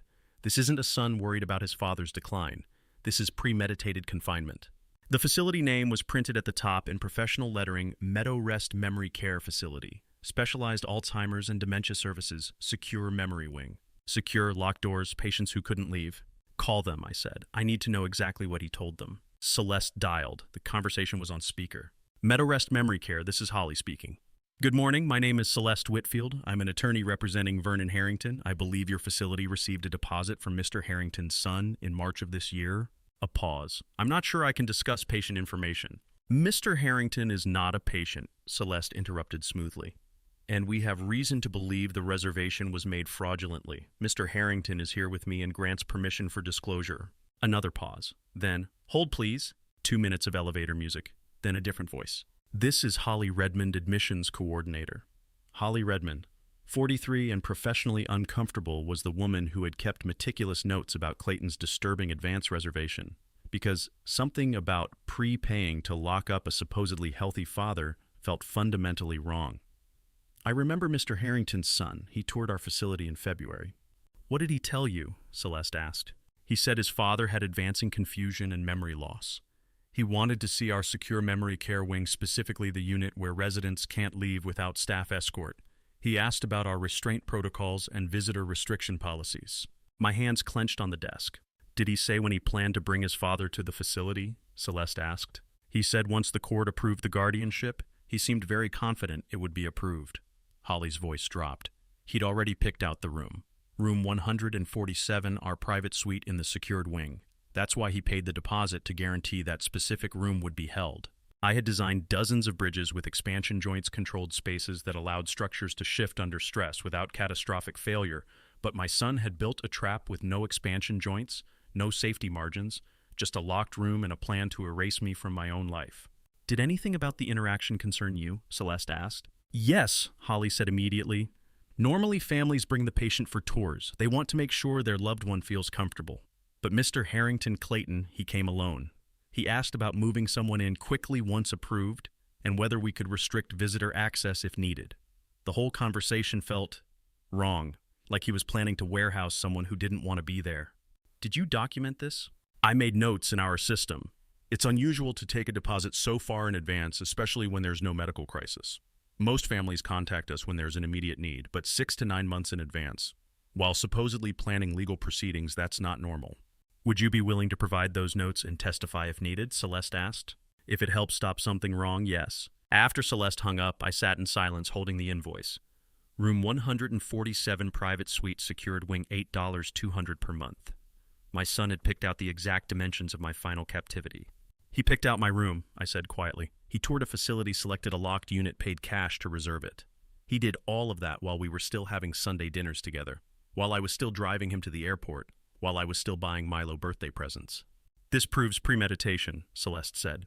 Combined with Margot's testimony about the 2016 fraud, Saskia's statement about the forged signatures, the surveillance footage from Russell, the medical records tampering, we can destroy his guardianship petition and file criminal charges. She started pulling out legal forms, her movements sharp and efficient. I can have a comprehensive counter-petition ready in 3 days. We expose everything: the theft, the forgery, the witness coercion, the advanced facility reservation. We file criminal complaints with Simone Lancaster's office simultaneously. We bury him in evidence. Do it, I said. This shifts us from defense to offense, Celeste warned. Once we file, Clayton will know we've been building a case. He'll know about the witnesses, the documentation, everything. He may escalate. He's 2 weeks from his first foreclosure deadline, I said. If we don't attack now, he'll do something desperate. At least this way we control the timing. Celeste nodded. No more defense. From now on, we attack. She started drafting that night. I sat across from her watching the legal language take shape, comprehensive, devastating design to expose every piece of Clayton's fraud and trigger both civil and criminal proceedings. We worked until midnight. Celeste was typing the final section when my phone rang. "Russell, you need to come home right now," he said, his voice tight. "Your son is at your house. He's not alone, and he brought a moving truck." I was already standing, grabbing my coat. "What's he doing?" "I don't know, but whatever it is, it's happening fast. And Vernon, he has 3 men with him. Professional movers. They're loading things from your house." Celeste was already packing her briefcase. "I'm coming with you." We ran for the elevator.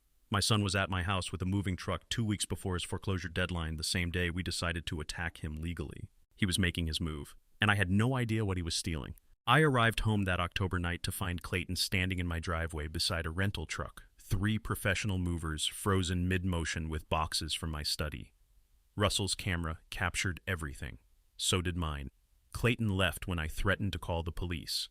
He'd been trying to steal the original financial documents, the ones that proved the theft. 1 month later, we were ready to fight back. The conference room Celeste had converted into a war room contained 18 months of my son's systematic fraud laid out across 3 tables, 2 whiteboards, and 1 timeline that stretched 16 feet across the wall like a diagram of structural failure. "Table 1, financial crimes," Celeste said, gesturing to the left side of the room. "Bank statements documenting the structured withdrawals. Saskia Weaver's testimony about the forged signatures. Total documented theft, $820,000 over 18 months. Russell stood beside the second table. Table 2, fraudulent medical documentation. Dr. Moss's fabricated entries. The access logs proving unauthorized file manipulation. Dr. Caldwell's testimony that the notes are false. Adrian Townsend, the paralegal Celeste had assigned to document every court filing, pointed to the third table. At 52, she had spent 20 years tracking legal paper trails and had the kind of methodical precision that found patterns others missed. Table 3, witness statements and pattern evidence. Margot's affidavit about the 2016 fraud attempt, Holly Redmond's notes from the nursing home reservation, Russell's surveillance footage of 7 coordination meetings between Clayton and Kurt Blackwell. I walked slowly from table to table, looking at 18 months of my life reduced to evidence. "The surveillance footage alone shows systematic coordination," Russell said. "But combined with Saskia's bank testimony and the nursing home reservation, it's airtight." Adrian pulled out a folder. "I've flagged every suspicious court filing Clayton made. The pattern goes back further than we thought. I found preliminary guardianship documents, research requests, template downloads filed as early as August 2022. August 2022, 14 months ago. I was helping him move into his new office that month," I said quietly. "We spent a whole Saturday hoarding boxes. He bought me lunch, thanked me for always being there for him." "While researching how to legally erase you," Celeste said flatly. She walked to the timeline wall, a massive printed banner showing 18 months of Clayton's scheme laid out chronologically with dates, actions, and supporting evidence. August 2022, preliminary guardianship research.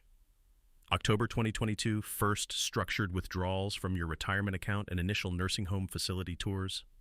March 2023, $5,000 deposit to Meadow Rest to reserve your room. May 2023, Dr. Moss begins planting forged medical records. July 2023. Clayton attempts to get you to sign the fraudulent power of attorney. September 2023, formal guardianship petition filed. For 38 years, I had documented bridge failures, creating comprehensive reports that showed exactly when, where, and why a structure collapsed. And now I was looking at a comprehensive report of my son's systematic attempt to collapse my life. "Every theft, every forgery, every lie documented and dated," Celeste continued. "The court will see exactly how long he's been planning to erase you. 18 months of premeditation," Russell said. "That's not spontaneous elder abuse born from concern. That's conspiracy to commit financial exploitation on a criminal scale." I stood in front of the timeline, seeing my life from August 2022 to now laid bare. Every Sunday dinner with Clayton while he was stealing from me. Every time I drove him to the airport.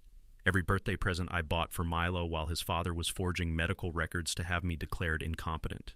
"The counterfiling is complete," Celeste said, pulling out a thick document.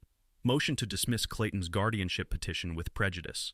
Comprehensive evidence, appendix 327 pages. Criminal referral to Simone Lancaster's office. Civil fraud complaint. Motion for restraining order. Everything we've built over the past 6 months ready for submission." She set the filing on the table in front of me. "Once we file this, there's no going back. Clayton will know we've been building a case. He'll know about every witness, every piece of documentation, every camera recording. he'll know he's caught. And he has 1 week until his first foreclosure deadline, Russell added. He'll be desperate. We file anyway, I said. If we wait, he might do something worse. Celeste nodded. I need your signature authorizing the filing. But before you sign, she paused, glanced at Russell and Adrian. Give us a moment. They left, closing the door behind them. Celeste walked to her office safe, a floor-standing vault I'd never seen her open. She dialed the combination, pulled the heavy door, and removed a sealed manila envelope. The paper was thick, formal. The seal was notarized. What is that? I asked. Your wife left multiple layers of protection, Celeste said quietly. The letter Dr. Caldwell gave you was the warning system it told you the attack was coming. The irrevocable trust documents were the legal fortress. They made it nearly impossible for Clayton to seize control of your assets, even with guardianship. She set the envelope on her desk between us. But there's one more mechanism, she continued, and this one activates the moment Clayton's petition is formally contested. My wife had been dead for 2 years, but in that moment, standing in Celeste's office, holding evidence of protection she'd built in secret, I felt her presence more strongly than I had since the day she died. What else could Estelle have prepared? I asked. The trust already protects the assets. She didn't just protect the assets, Celeste said. She built a trap, and you're about to spring it. What kind of trap? Celeste turned the envelope so I could read the label typed across the front. Harrington Irrevocable Trust, Defensive Protocol Addendum to be opened upon contest of guardianship, sealed, April 18th, 2021. April 2021, 2 months before Estelle died. She had known Clayton would do this. She had known exactly when to activate each layer of protection. And she had built one final safeguard that I knew nothing about. We're ready to file, Celeste said. But there's one more thing your wife left for you. And once you read it, you'll understand why Clayton never had a chance. Celeste broke the seal. The sound of the seal breaking on my wife's final legal protection was like hearing her voice again after 2 years of silence. The document inside was dated April 18th, 2021, 2 months before Estelle died. She had been weak, then barely able to walk from dialysis to the car, but her mind had been sharp. Celeste read aloud, Harrington Irrevocable Trust Defensive Protocol Addendum. Upon filing of any guardianship petition alleging mental incompetence of Vernon Harrington, all trust assets shall immediately transfer to lockdown status, requiring independent verification from 3 separate court-appointed financial examiners before any withdrawal, transfer, or liquidation may proceed. What does that mean? I asked. It means even if Clayton wins his guardianship petition, he gets nothing, Celeste said. The entire estate freezes the moment his petition is formally opposed. The money becomes untouchable until 3 independent experts verify you're actually incompetent. Which I'm not. Which you demonstrably are not. You've been managing complex legal strategy for 6 months. No examiner would certify you as incompetent. She continued reading. Each appointed examiner must conduct independent assessment. All 3 must unanimously agree on incapacity before lockdown lifts. Any evidence of fraud or falsified medical documentation automatically extends lockdown indefinitely. She made it so that trying to steal from me becomes self-defeating, I said. The act of declaring me incompetent locks away what they're trying to steal. Exactly. Celeste set the document down. Clayton spent $5,000 on a nursing home bed. He stole over $800,000. He forged medical records. He bought a corrupt psychiatrist. And even if he wins, he gets $0. The brilliance took my breath away. While I was helping Estelle to dialysis 3 times a week, she was building a fortress around me. She was designing a trap that would spring the moment someone tried to use her death against me.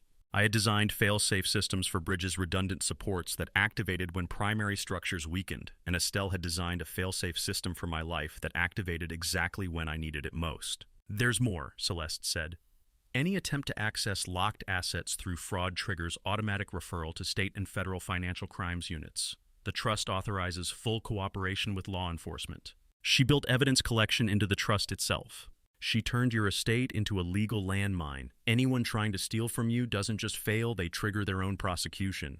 I read the clause myself, seeing Estelle's precision in every word. She had anticipated everything, the guardianship petition, the forged records, the coordinated attorney, the systematic theft. She had known our son would do this, and she had made sure he would fail. Clayton built his entire scheme on gaining control of my money, I said. But Estelle made that outcome structurally impossible. He never had a chance, Celeste agreed. From the moment he filed, he was fighting a battle your wife had already won.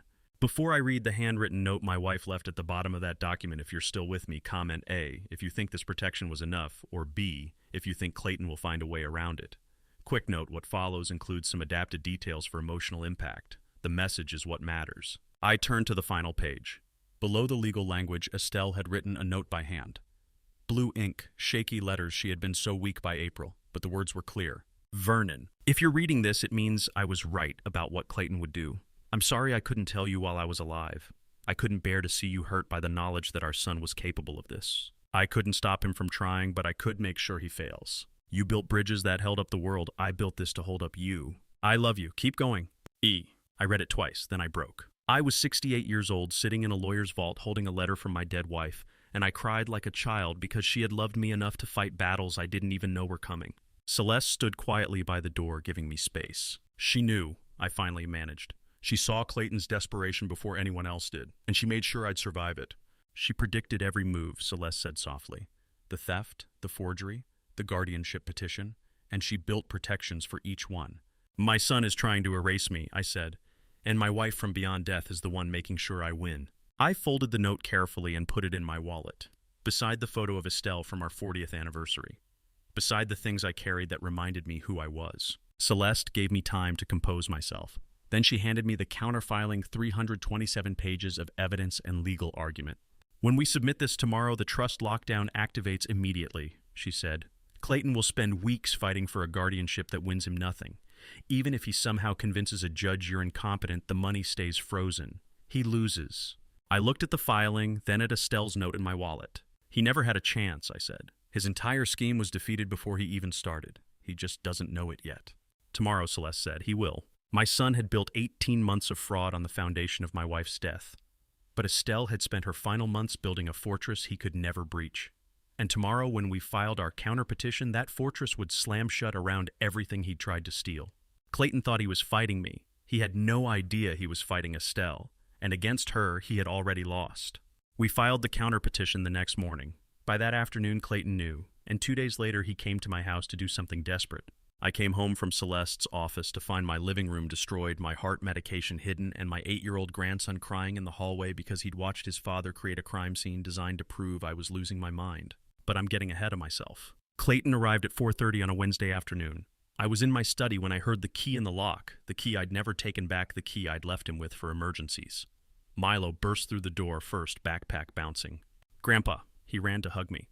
Hey, buddy. I held him tight, looking over his head at Clayton in the doorway. Dad, I thought Milo and I should spend some time with you this weekend, Clayton said, his voice careful, measured. Just family. I maintained the frail persona I'd been performing for months, shuffled a bit, let my voice waver. Of course, that's nice of you to bring him by. Clayton smiled, the same smile he'd used when forging my medical records, when stealing from my retirement account, when touring locked nursing facilities. Why don't you take the rest upstairs, he suggested. You look tired. Milo can study down here where it's quiet. I nodded slowly, playing confused but compliant. Yes, I am tired. I climbed the stairs carefully, making it look like effort. Behind me, I heard Clayton settle Milo at the kitchen table with homework. Stay here and work on your math. Okay, don't disturb Grandpa. I reached the landing and kept going, but not to my bedroom. I stopped at the top of the stairs where the angle let me see down into the living room while staying hidden in shadow. Clayton waited exactly 5 minutes. I watched him check his watch twice. Then he stood up from the couch and looked around my living room like he was calculating something. What he did next I will never forget as long as I live. He walked to the bookshelf and swept an entire row of books onto the floor. Then he grabbed the reading lamp, the one Estelle had bought at an estate sale 20 years ago, and knocked it over. The ceramic base shattered against the hardwood. He overturned the coffee table, scattered magazines, pulled cushions off the couch. I had documented structural failures caused by falsified inspection reports, bridges that collapsed because someone had lied about the concrete strength or the weld integrity.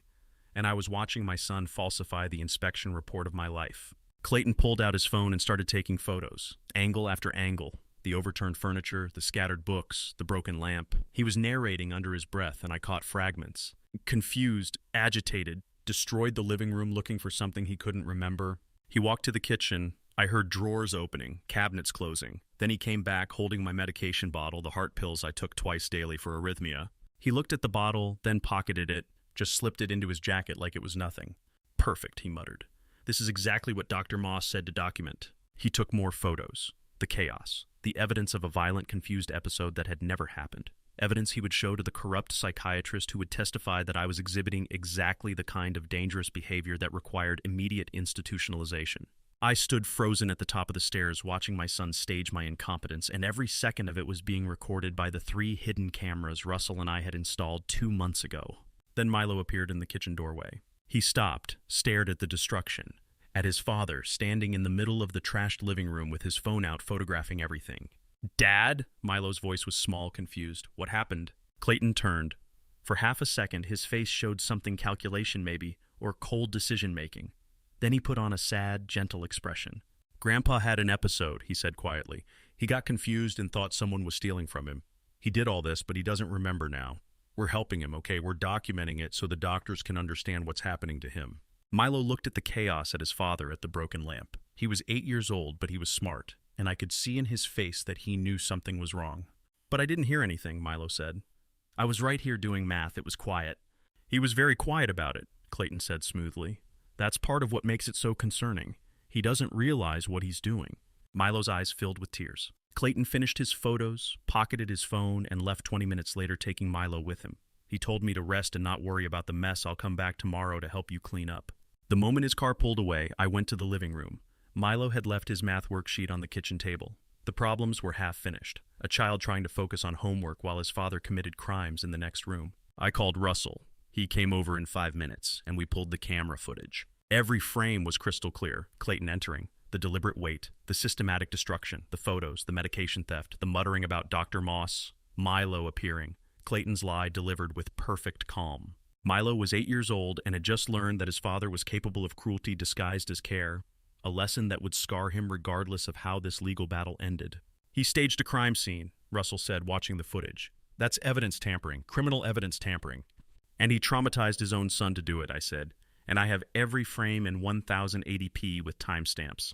I burned 3 copies that night, one for Celeste, one for Simone Lancaster, at the state attorney's office, one for my own records." Clayton had just committed evidence tampering theft of medication and child endangerment all on camera. But when I went to document exactly which medication he'd taken, I opened the bottle he'd left on the counter, the one he must have swapped after pocketing mine.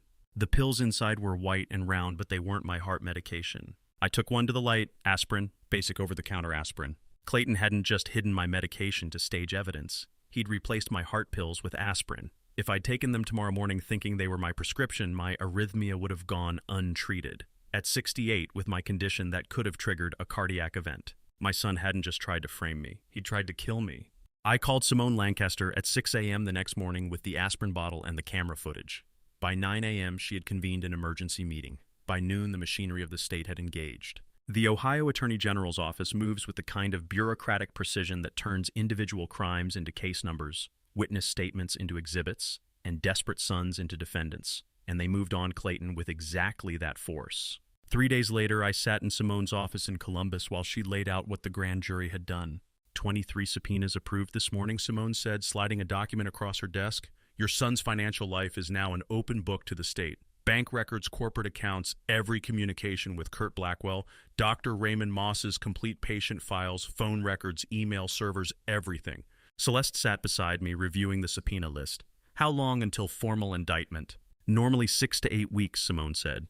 But medication tampering that could have caused cardiac arrest in a 68-year-old man with documented heart disease we can expedite, 2 weeks, maybe 3. "What are the charges?" I asked. "Elder financial exploitation felony level, evidence tampering, theft of prescription medication with intent to endanger, conspiracy to commit fraud, forgery, perjury for the medical records." Simone ticked them off on her fingers. "Combined exposure, 12 to 20 years in state prison." 12 to 20 years. My son facing the same kind of sentence as violent criminals. "The grand jury saw the footage of him staging your living room," Simone continued. "They saw him pocket your medication. They saw him lie to his own child. 3 grand jurors asked if we could charge him with child endangerment for traumatizing Milo. We're considering it." I thought of Milo crying in my hallway. "Don't," I said. "The boy has been through enough. Don't make him testify against his father for that." Simone nodded. "Your call, but the other charges stick, and there's more." She pulled out another set of documents. "As of this morning, the state has issued emergency asset freezes on all accounts connected to Clayton Harrington. Personal checking and savings, Harrington Development Group corporate accounts, the shell companies that received your stolen funds, Legacy Holdings and Summit Capital Partners. Everything is frozen pending criminal proceedings." "He can't access any money?" Celeste asked. Not a dollar. We've effectively bankrupted him pending trial. He can't move money, can't access credit lines, can't liquidate assets. Simone's expression was coldly satisfied. We've also placed him under active surveillance. Not arrest, he hasn't been indicted yet, but monitoring to ensure he doesn't flee or destroy evidence. His foreclosure deadlines, I said. Did he lose the properties? Lost 2 already to Silverline Capital Partners. The third goes to auction next week. The $1.8 million debt remains, but he has no assets to satisfy it. He's financially destroyed. I had witnessed controlled demolitions of compromised bridges, carefully placed charges that brought down structures in precise sequences to prevent collateral damage, and the state was executing a controlled demolition of my son's life with the same methodical precision. Which makes him more dangerous, not less, Simone warned. Financially cornered men with criminal charges pending do desperate things. We're watching him, but you need to be careful. No contact, no confrontations. Let the legal system handle this. I nodded, though part of me wondered what desperate move Clayton had left to make. He'd already tried everything: theft, forgery, medical fraud, evidence tampering. What else could he do? 2 days later, I got the answer. Celeste called me into her office with news that changed everything. The guardianship hearing, she said, holding up an official notice. It's been scheduled, December 8th. How far away is that? I asked. 1 week from today? She set the notice on her desk. Judge Francis Emerson will preside. Both sides will present evidence. The hearing was originally meant to be a formality in Clayton's favor. A corrupt psychiatrist testifying a few forged medical records and a judge who hadn't heard your side. But now it's become a battlefield. Can we win? The question felt simultaneously absurd and critical. We had video evidence of crimes. We had witness testimony. We had pattern evidence going back 7 years. We have video of him committing multiple felonies, Celeste said. We have Dr. Caldwell testifying the medical records are forged. We have Saskia's testimony about the bank fraud. We have Margot's affidavit about the 2016 pattern. We have Russell's surveillance footage. We have the nursing home reservation proving premeditation. Yes, we can win. But he's desperate enough to try anything in that courtroom. And desperation makes people unpredictable. December 8th, 2023, 9:00 a.m., Cuyahoga County Probate Court Judge Francis Emerson presiding the date and time that would determine whether I kept my freedom or lost everything I'd built in 68 years. What happens if he wins? I asked, though I already knew the answer. If he somehow convinces Judge Emerson you're incompetent despite all our evidence, he gets guardianship. But the moment the ruling comes down, Estelle's trust lockdown activates. The entire estate freezes. He'd have legal authority over you, but zero access to money. And the criminal charges still proceed. So even if he wins, he loses. Eventually, but he might delay criminal prosecution long enough to flee. Or he might find some angle we haven't considered. That's why we need to win decisively. I looked at the hearing notice. 1 week, 7 days to prepare for a confrontation 18 months in the making. I'll be ready, I said. That night, Celeste called again. Her voice was tight. There's been a development, she said. Clayton has retained a new attorney. Kurt Blackwell is out. He's facing his own disbarment proceedings and can't represent clients. Clayton's new lawyer is Philip Crane. Very expensive. Very good. One of the top guardianship litigators in Cleveland. How expensive? $50,000 retainer minimum, plus hourly rates that could run another $30,000 to $40,000 for a contested hearing. I did the math. But Clayton's accounts are frozen. The state bankrupted him. How is he paying for this? That, Celeste said quietly, is exactly what I can't figure out. Someone is bankrolling Clayton's final stand, and we have no idea who. We never discovered who was funding Clayton's new attorney. By the time we tried to trace it, the hearing was 24 hours away, and the mystery didn't matter anymore. What mattered was that my son, confident in his expensive lawyer and his corrupt evidence, made one final mistake. My son arrived at my door at 7:30 on the night before the hearing that would determine my freedom, carrying a bottle of wine and wearing the expression of a man who thought he'd already won. "Dad," he said when I opened the door, "I wanted to talk to you before tomorrow. Just the two of us, no lawyers, no drama, father to son." I let my shoulders slump, shuffled back to let him in. Played the frail old man he expected to see. "Tomorrow? Oh, the court thing. Yes, that's tomorrow, isn't it?" "It is." He set the wine on my kitchen counter but didn't open it. This wasn't a social visit. "I'm worried about you. This whole process, it's going to be stressful. I'm not sure you understand what's going to happen." I moved slowly to the living room, lowering myself into my armchair with exaggerated care. My phone sat on the coffee table between us, audio recording app running. Ohio is a one-party consent state for recordings. I was that one party. "I understand there's a hearing," I said, my voice uncertain. Celeste explained some of it, something about capacity. "Right. Capacity?" Clayton sat on the couch, leaning forward with his elbows on his knees, the concerned son pose. Dad, the court is going to review your ability to manage your own affairs. Medical experts will testify. Financial records will be examined. It's going to be difficult. Difficult how? Embarrassing, he said carefully. There will be testimony about confusion memory problems, difficulty managing finances. Things you might not want to hear in a public courtroom. I blinked slowly, let confusion play across my face. But I'm not confused. I know you don't think you are. That's part of the problem. He reached forward like he wanted to take my hand, but stopped short. Dad, I'm offering you a way out, a dignified solution. What kind of solution? If you withdraw your objection tonight, we can avoid the whole courtroom mess. Just sign the consent form, let me handle your finances, and move to a place where you'll be safe. Meadowrest has a beautiful private room waiting for you. You could move in next week. The nursing home, the room he'd reserved 9 months ago. But I don't want to leave my house. Dad, you don't have a choice. His voice hardened slightly, then softened again when he caught himself. Tomorrow, a judge is going to declare you incompetent. You'll lose everything anyway. Your house, your bank accounts, your independence. All of it goes away whether you fight or not. I'm offering you a dignified exit instead of a public humiliation. For 38 years, I had performed structural load tests, applying calculated stress to bridges to see where they would fail, and I was performing a load test on my son's conscience, applying questions until I found exactly where the truth would break through. What about my money? I asked. Will I still have access to my accounts? I'll manage them for you. Make sure your bills are paid, your needs are met.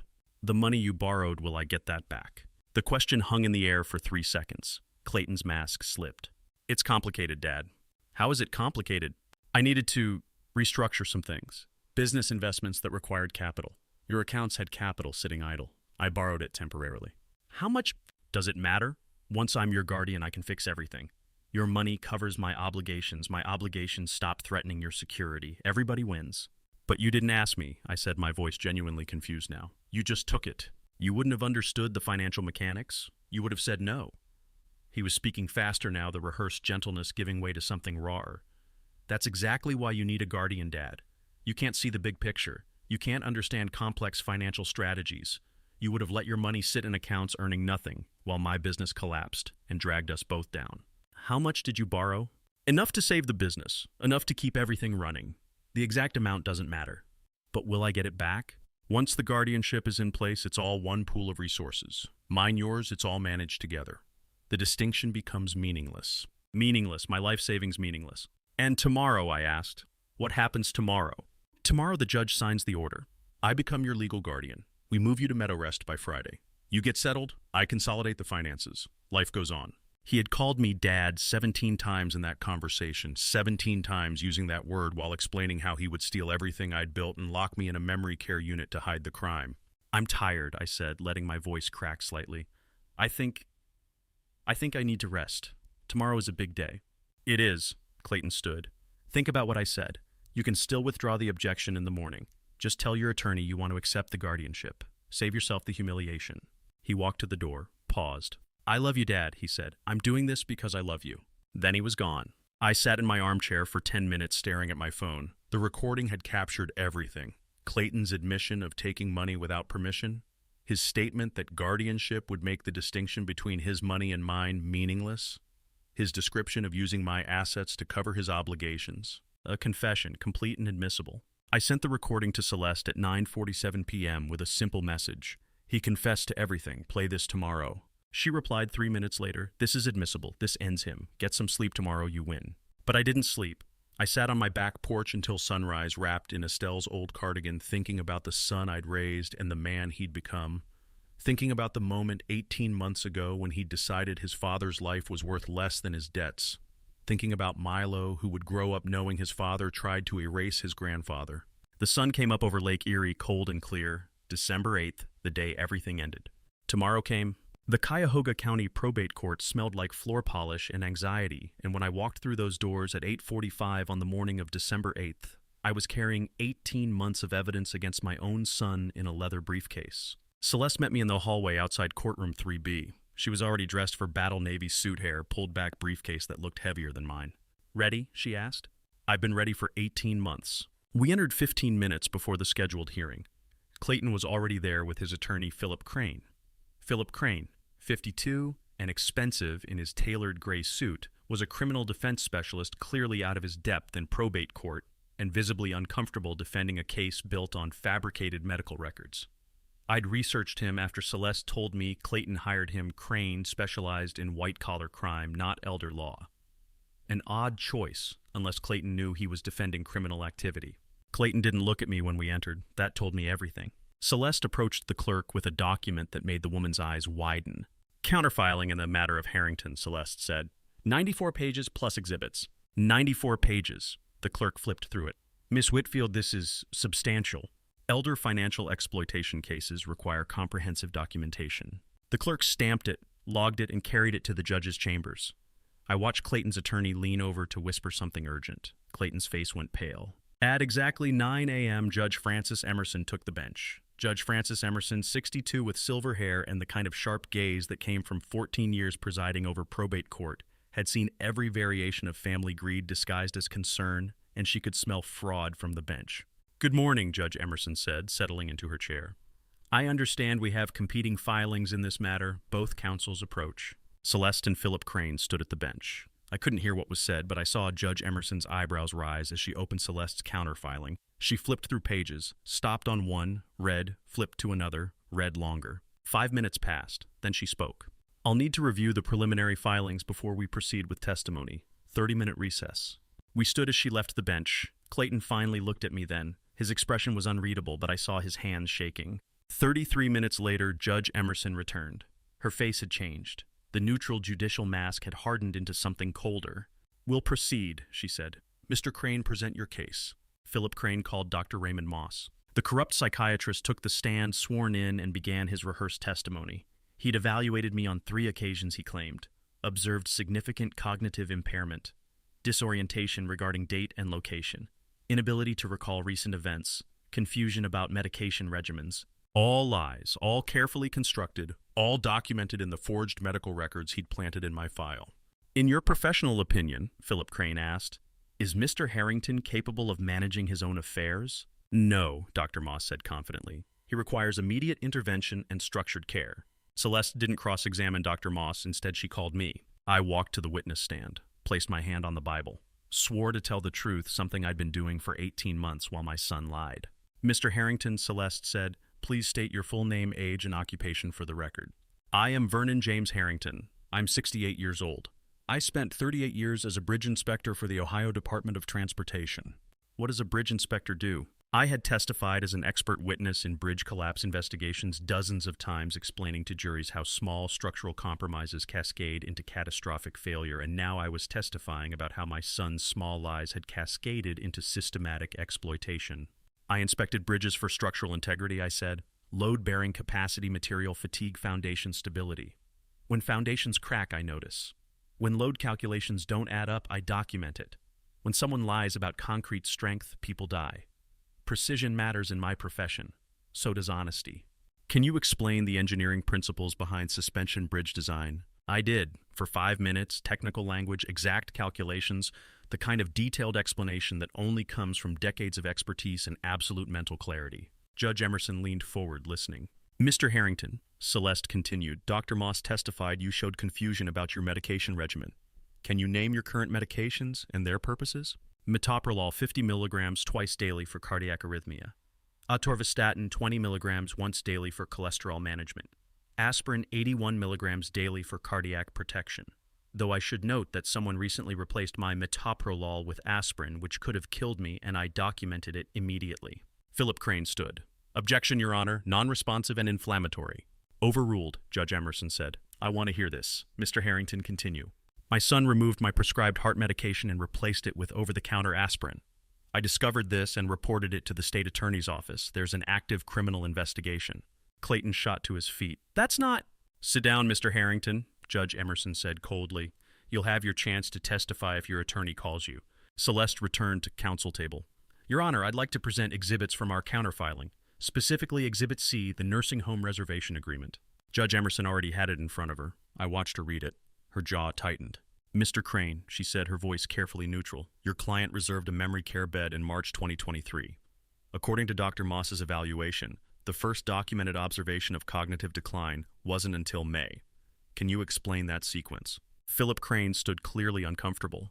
Your Honor, Mr. Harrington was prudently planning for anticipated needs based on family history. Anticipated based on what medical diagnosis? There was none. Judge Emerson's eyes were ice. This court does not look favorably on premeditated institutionalization. She pulled another exhibit, the bank forensics showing systematic withdrawals. Judge Emerson's eyes locked on one line in the exhibit. Deposit paid March 14, 2023. First alleged cognitive episode May 9, 2023. Gap 56 days. 56 days, she said aloud. Your client paid $5,000 to reserve a care facility bed 56 days before any doctor claims to have observed the condition requiring that care. Philip Crane had no answer. Judge Emerson closed the preliminary filing and looked directly at Clayton for the first time. Her expression had transformed from judicial neutrality into something colder recognition that she wasn't presiding over a family disagreement but investigating potential elder abuse. Mr. Crane, she said quietly, I want to hear from every witness Miss Whitfield has listed. Every single one. Judge Emerson called the first witness. Russell Prescott took the witness stand first, and for the next 90 minutes, I watched my son's lies dismantled one witness at a time in a systematic sequence that left no room for doubt and no avenue for escape. Russell testified about the surveillance footage, 7 meetings between Clayton and Kurt Blackwell, all timed precisely to my medical appointments. Always when Mr. Harrington was at the clinic, Russell said. Always exchanging envelopes. Always coordinating. Celeste played the footage on the courtroom monitor. There was Clayton, clear as day, meeting his attorney on my driveway while I was getting my heart checked. Philip Crane didn't cross-examine. Dr. Caldwell came next. He testified about the forged medical entry, the note claiming I'd been disoriented and confused. That entry was not made by me, he said, his voice firm. The timestamp shows 11:47 p.m. on a Saturday. I was not on duty. I was in Columbus at my daughter's wedding. Then who made the entry? Celeste asked. Dr. Raymond Moss. His credentials were used to access Mr. Harrington's file without medical justification. Philip Crane didn't cross-examine. Adrienne Townsend presented court filing records showing Clayton had been researching guardianship procedures since August 2022. 16 months of systematic preparation, forms downloaded, consultation records, everything documented. Philip Crane didn't cross-examine. Saskia Weaver took the stand trembling, but her voice held steady. She explained the forged signatures, the bank alerts she'd been threatened into overriding the fabricated investigation file Clayton had shown her to ensure her compliance. He told me I'd lose my job and face charges if I flagged the transactions, she said.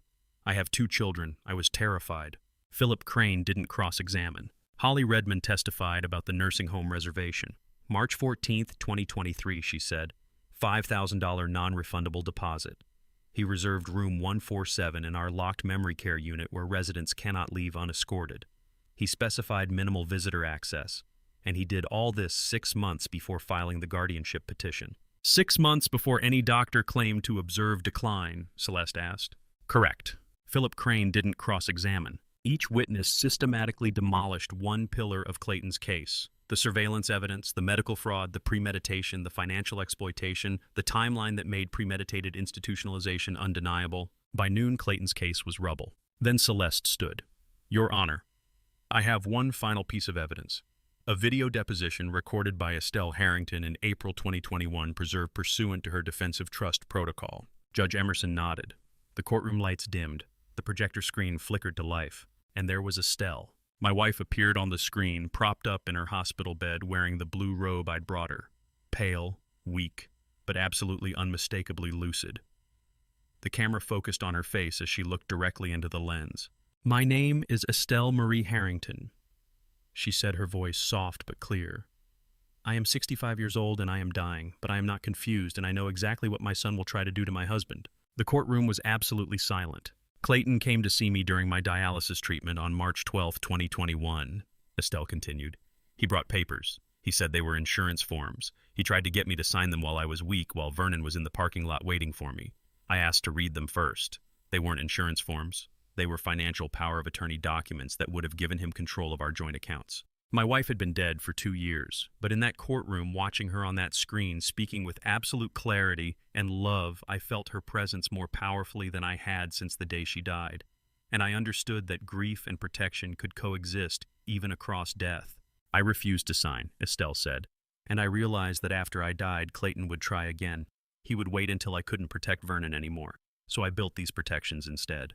She looked directly into the camera and it felt like she was looking at me. Vernon, if you're watching this, it means I was right. It means Clayton filed for guardianship. It means he's trying to take your freedom and your assets. But you're still fighting, aren't you? You're still standing. Tears ran down my face. I didn't try to stop them. You built bridges that held up the world, Estelle said. I built this to hold up you. Keep going. I love you, always. The video ended. The lights came up. I sat there with tears streaming down my face while the courtroom remained silent. Then Clayton stood up. He doesn't need $1.4 million, he shouted, his voice breaking. He's old, he's 68 years old and living alone in that house with more money than he'll ever spend, and I needed it, and he was just going to leave it sitting there doing nothing while I lost everything. Philip Crane grabbed his arm. Clayton, sit down. I had $1.8 million in debt. The foreclosures were coming. His money could have fixed everything, and he would never have even noticed. Mr. Harrington, Judge Emerson said coldly, sit down. Your attorney will explain that what you just admitted constitutes confession of financial exploitation. Clayton collapsed back into his chair, his face in his hands. Judge Emerson looked at the court reporter. Strike the outburst from consideration, no, actually leave it in. It's relevant. She opened her folder and pulled out a prepared order. She wrote on it for 30 seconds. Then she looked up. Petition for guardianship is denied with prejudice due to fraud, fabricated evidence, and predatory elder financial exploitation. Mr. Vernon Harrington retains full autonomy over person and estate. This entire file, including all testimony exhibits and today's proceedings, is referred to the Cuyahoga County District Attorney for Criminal Prosecution. Court is adjourned. The gavel came down at 12:42 p.m. on December 8, 2023, and in that sound was the end of my son's scheme, the restoration of my freedom, and the beginning of consequences he'd spent 18 months trying to avoid. I walked out of that courtroom at 1 o'clock in the afternoon, a free man with full control of my life and my assets. Simone Lancaster met Clayton at the courtroom doors and informed him he was under formal investigation and should expect criminal charges within 10 days. I never looked back at him. The consequences came swiftly. The wire transfer confirmation arrived at 9:47 a.m. on December 10th.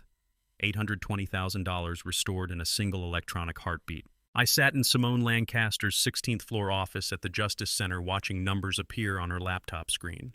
Numbers that represented 15 months of systematic theft.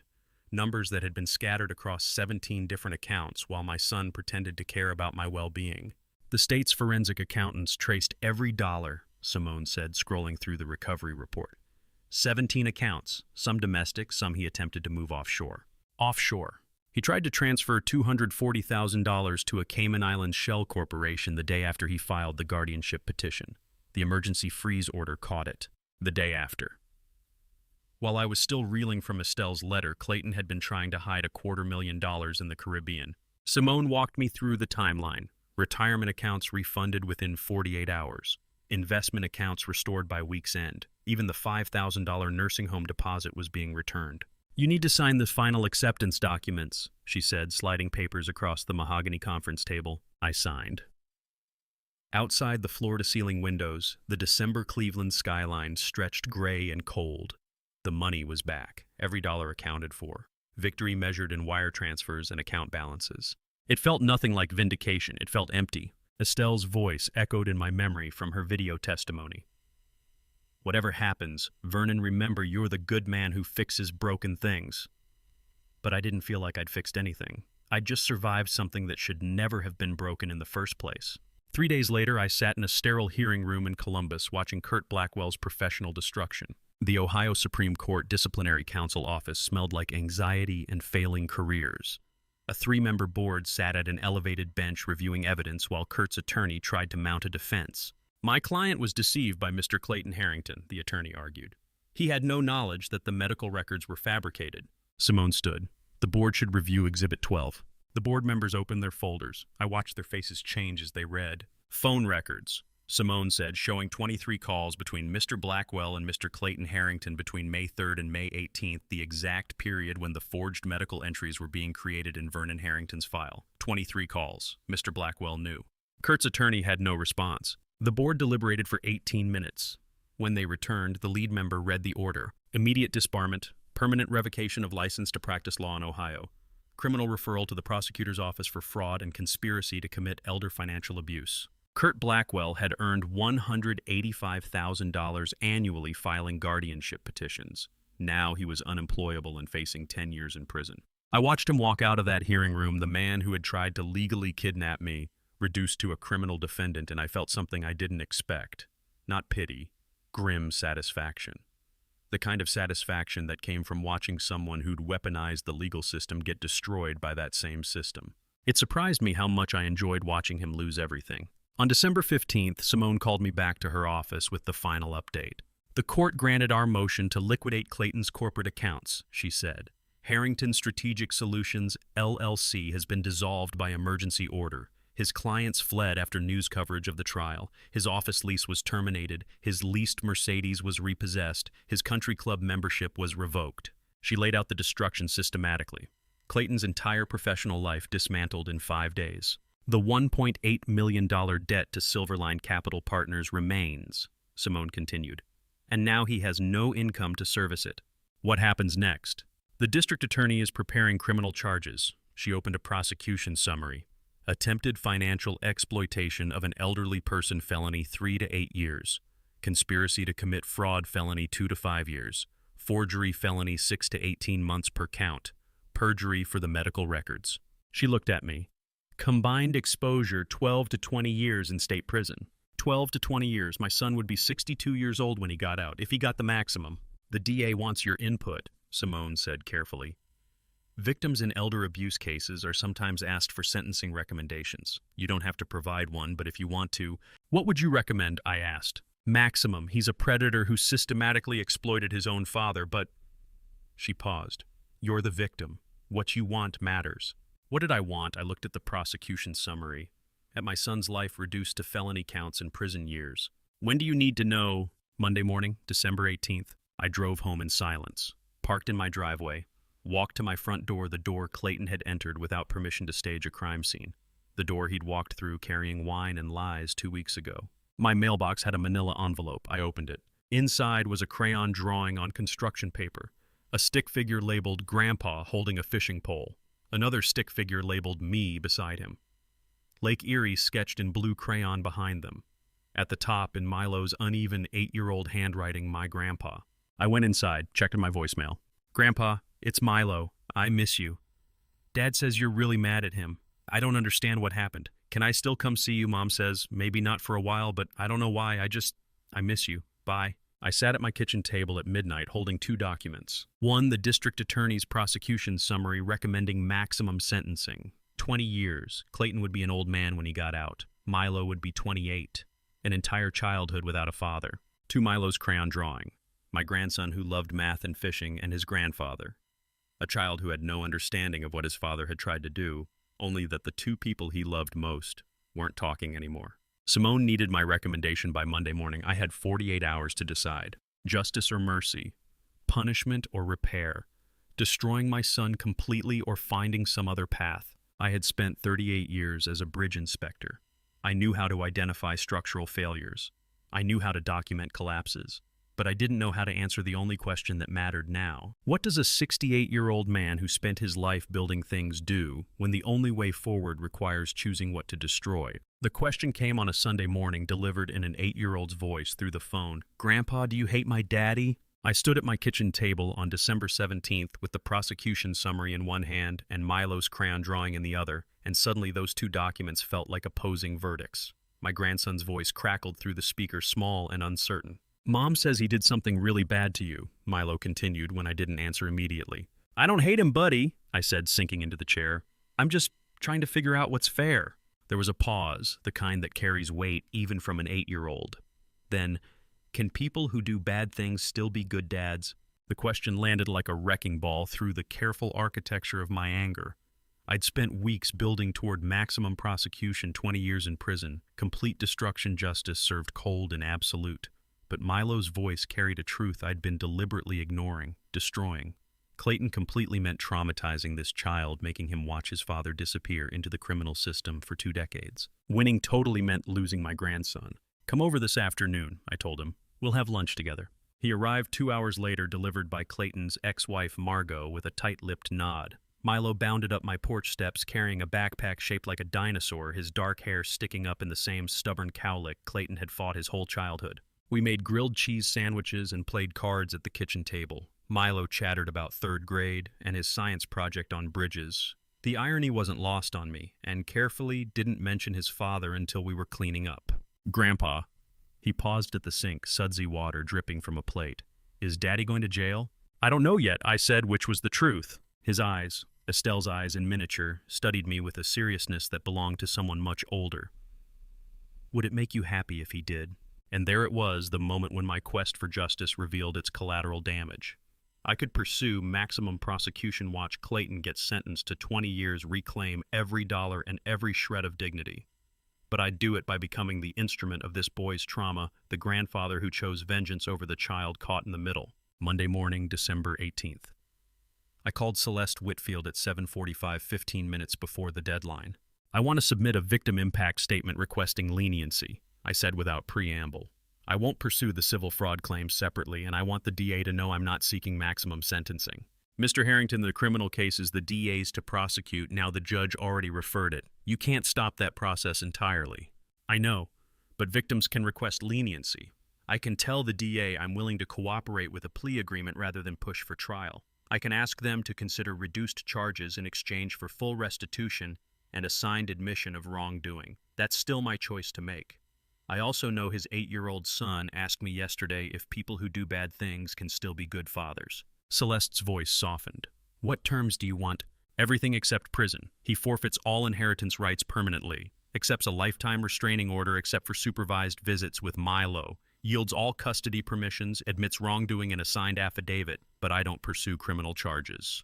Vernon, she said, using my first name for the first time, this is extraordinarily merciful. I spent 40 years building bridges, I said, looking out at the December morning light reflecting off Lake Erie. I'm not going to blow one up just because I can. 40 years inspecting bridges taught me that the strongest structures aren't the ones that resist every force. They're the ones that flex just enough to survive the storm. Total rigidity breaks under pressure.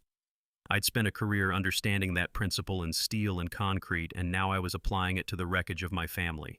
And if I take everything from him, I continued, I take his son's father. That's not justice, that's just more damage. Celeste drafted the settlement terms that afternoon.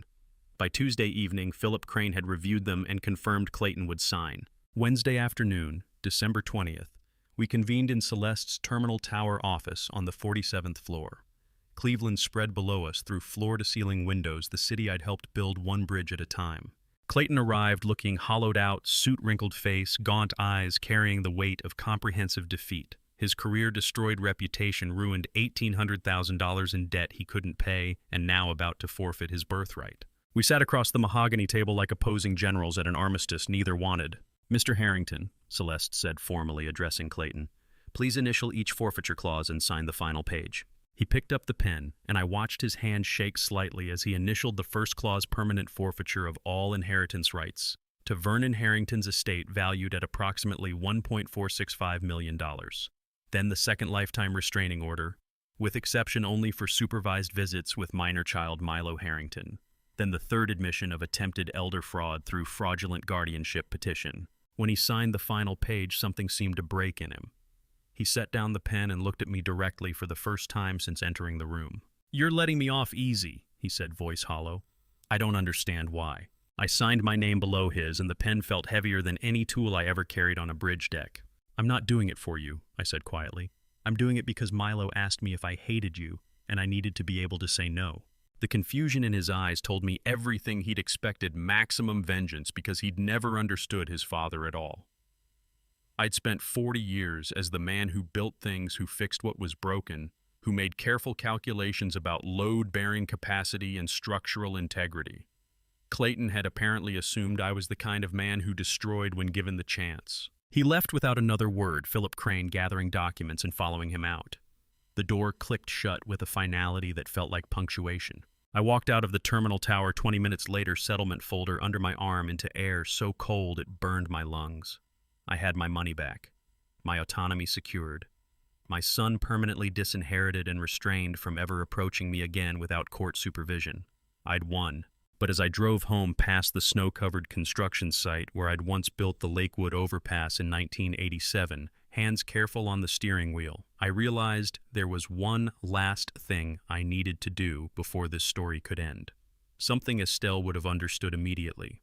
Something about what you build with the rubble after the demolition is done. The loose porch step had rattled for 3 months, but on New Year's Eve morning, I finally got down on my knees with a level and fixed it. That was the last thing, the thing Estelle would have understood. I pulled up the damaged board at 7:30 a.m. while frost still clung to the railings. The wood underneath showed rot where water had seeped through a slow failure I'd ignored while my life was being systematically dismantled. I pried out the compromised section, examined the joists beneath with the same methodical attention I'd given 10,000 bridge inspections.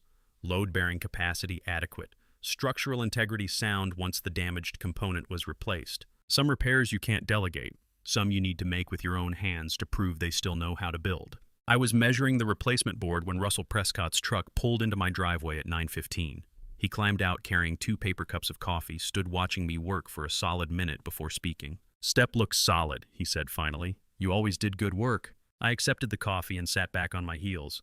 40 years building bridges. Figured I could handle 1 porch step.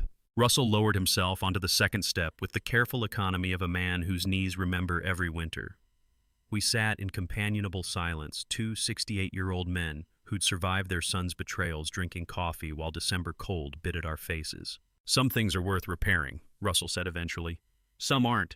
You knew the difference." I tested the new board's fit feeling for gaps. Took me longer than it should have. "You got there." We finished the repair together, Russell holding the board steady, while I drove screws with the precision of someone who understood that craftsmanship is a form of dignity. When we were done, I stood on the step, bounced my weight twice, felt the solid response of properly anchored wood. That's when I understood I wasn't fixing the step because it needed fixing. I was proving to myself that Clayton hadn't destroyed my capacity to build, that my hands still knew how to make things whole. Russell left at 10:30 with a handshake that said everything we'd never articulate. I spent the afternoon in my home office organizing the architecture of Estelle's protection. Her hospital letter written 3 weeks before she died. The irrevocable trust papers she'd executed without telling me, knowing I'd have argued against the implication that our son needed guarding against. The video testimony recorded when she could barely sit upright, predicting exactly what Clayton would attempt. I scanned each document with timestamps, filed the originals in the fireproof safe beside our marriage certificate and her death certificate. This wasn't just record-keeping. This was honoring her foresight, preserving the blueprint of her love. "You saw it coming before I did," I said to the empty office. "You always could read the stress points." I picked up her letter one final time, read the opening aloud. "My dearest Vernon, if you're reading this, Clayton tried exactly what I feared, but you're still standing, aren't you?" "Yeah, Estelle," I said to the paper in my hands. "I'm still standing." A bridge inspector learns early the strength isn't in the steel that resists. It's in the joints that flex without breaking, that absorb the shock and still hold the load. Estelle built flexibility into my foundation when she created that trust. She gave me room to bend without breaking. I filed her letter in the safe, closed the heavy door, spun the lock. Evening came with the particular stillness of New Year's Eve, that suspended moment between what was and what might be.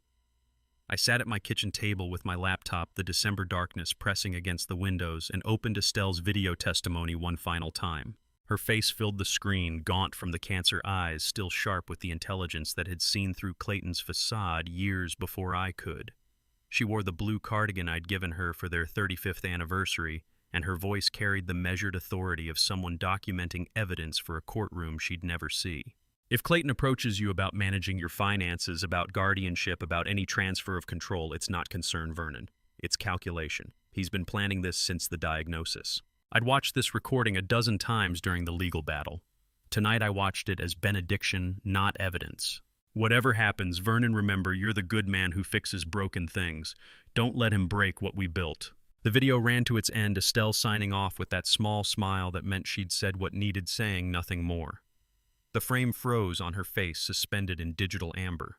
I pressed my palm to the laptop screen, to her frozen smile one last time before closing it. A benediction, a thank you, a goodbye that took 15 months to earn the right to say. "Some bridges don't connect 2 banks," I said to the closed laptop. "They reconnect a person to their stolen dignity. I built that bridge, Estelle, with your blueprints." The kitchen clock read 11:47. 13 minutes until the new year. I pulled on my jacket and stepped onto the front porch. Felt the solid step beneath my boots, the one I'd repaired this morning, proof that my hands still knew their purpose. Lake Erie stretched dark and vast beyond the houses, and somewhere in the distance the first fireworks began reflecting off snow and water. I didn't go inside to watch the countdown alone. I stayed on the porch, the one I fixed on the house I kept, with the dignity I reclaimed, and let the realization settle Estelle's greatest gift wasn't the protective trust or the hidden assets. It was demonstrating that dignity can't be stolen, only surrendered. I never surrendered. More fireworks now painting the sky in temporary colors. 11:58. 2 minutes until a year I'd never forget became a year I'd survived. Thank you for the foundation, I said to the night sky, to Estelle, to the cold December air. I'll hold it steady from here. The old year burned away into light over the lake. Some foundations hold because they were built to last. Some hold because someone loved you enough to reinforce them before the storm.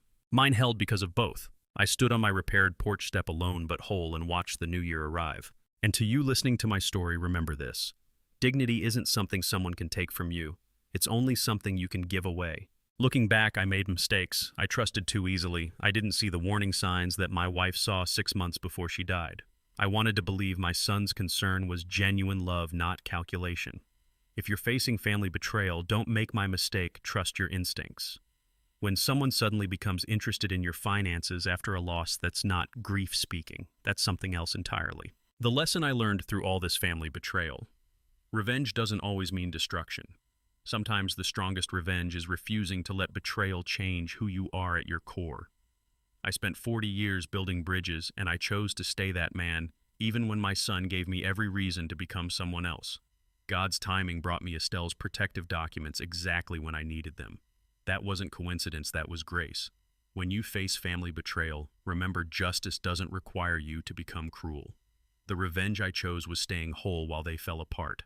If this story resonated with you, I'd be grateful if you'd share it with someone who needs to hear it. Leave a comment and tell me, would you have chosen mercy or maximum punishment? Your perspective matters. And if you want more stories like this, please subscribe to Dad's Silent Revenge. This community understands what it means to fight back with dignity. Thank you for staying until the very end. It means more than you know. One last note, while some details in this story have been adjusted for storytelling. The lessons about family betrayal and choosing dignity over destruction are very real.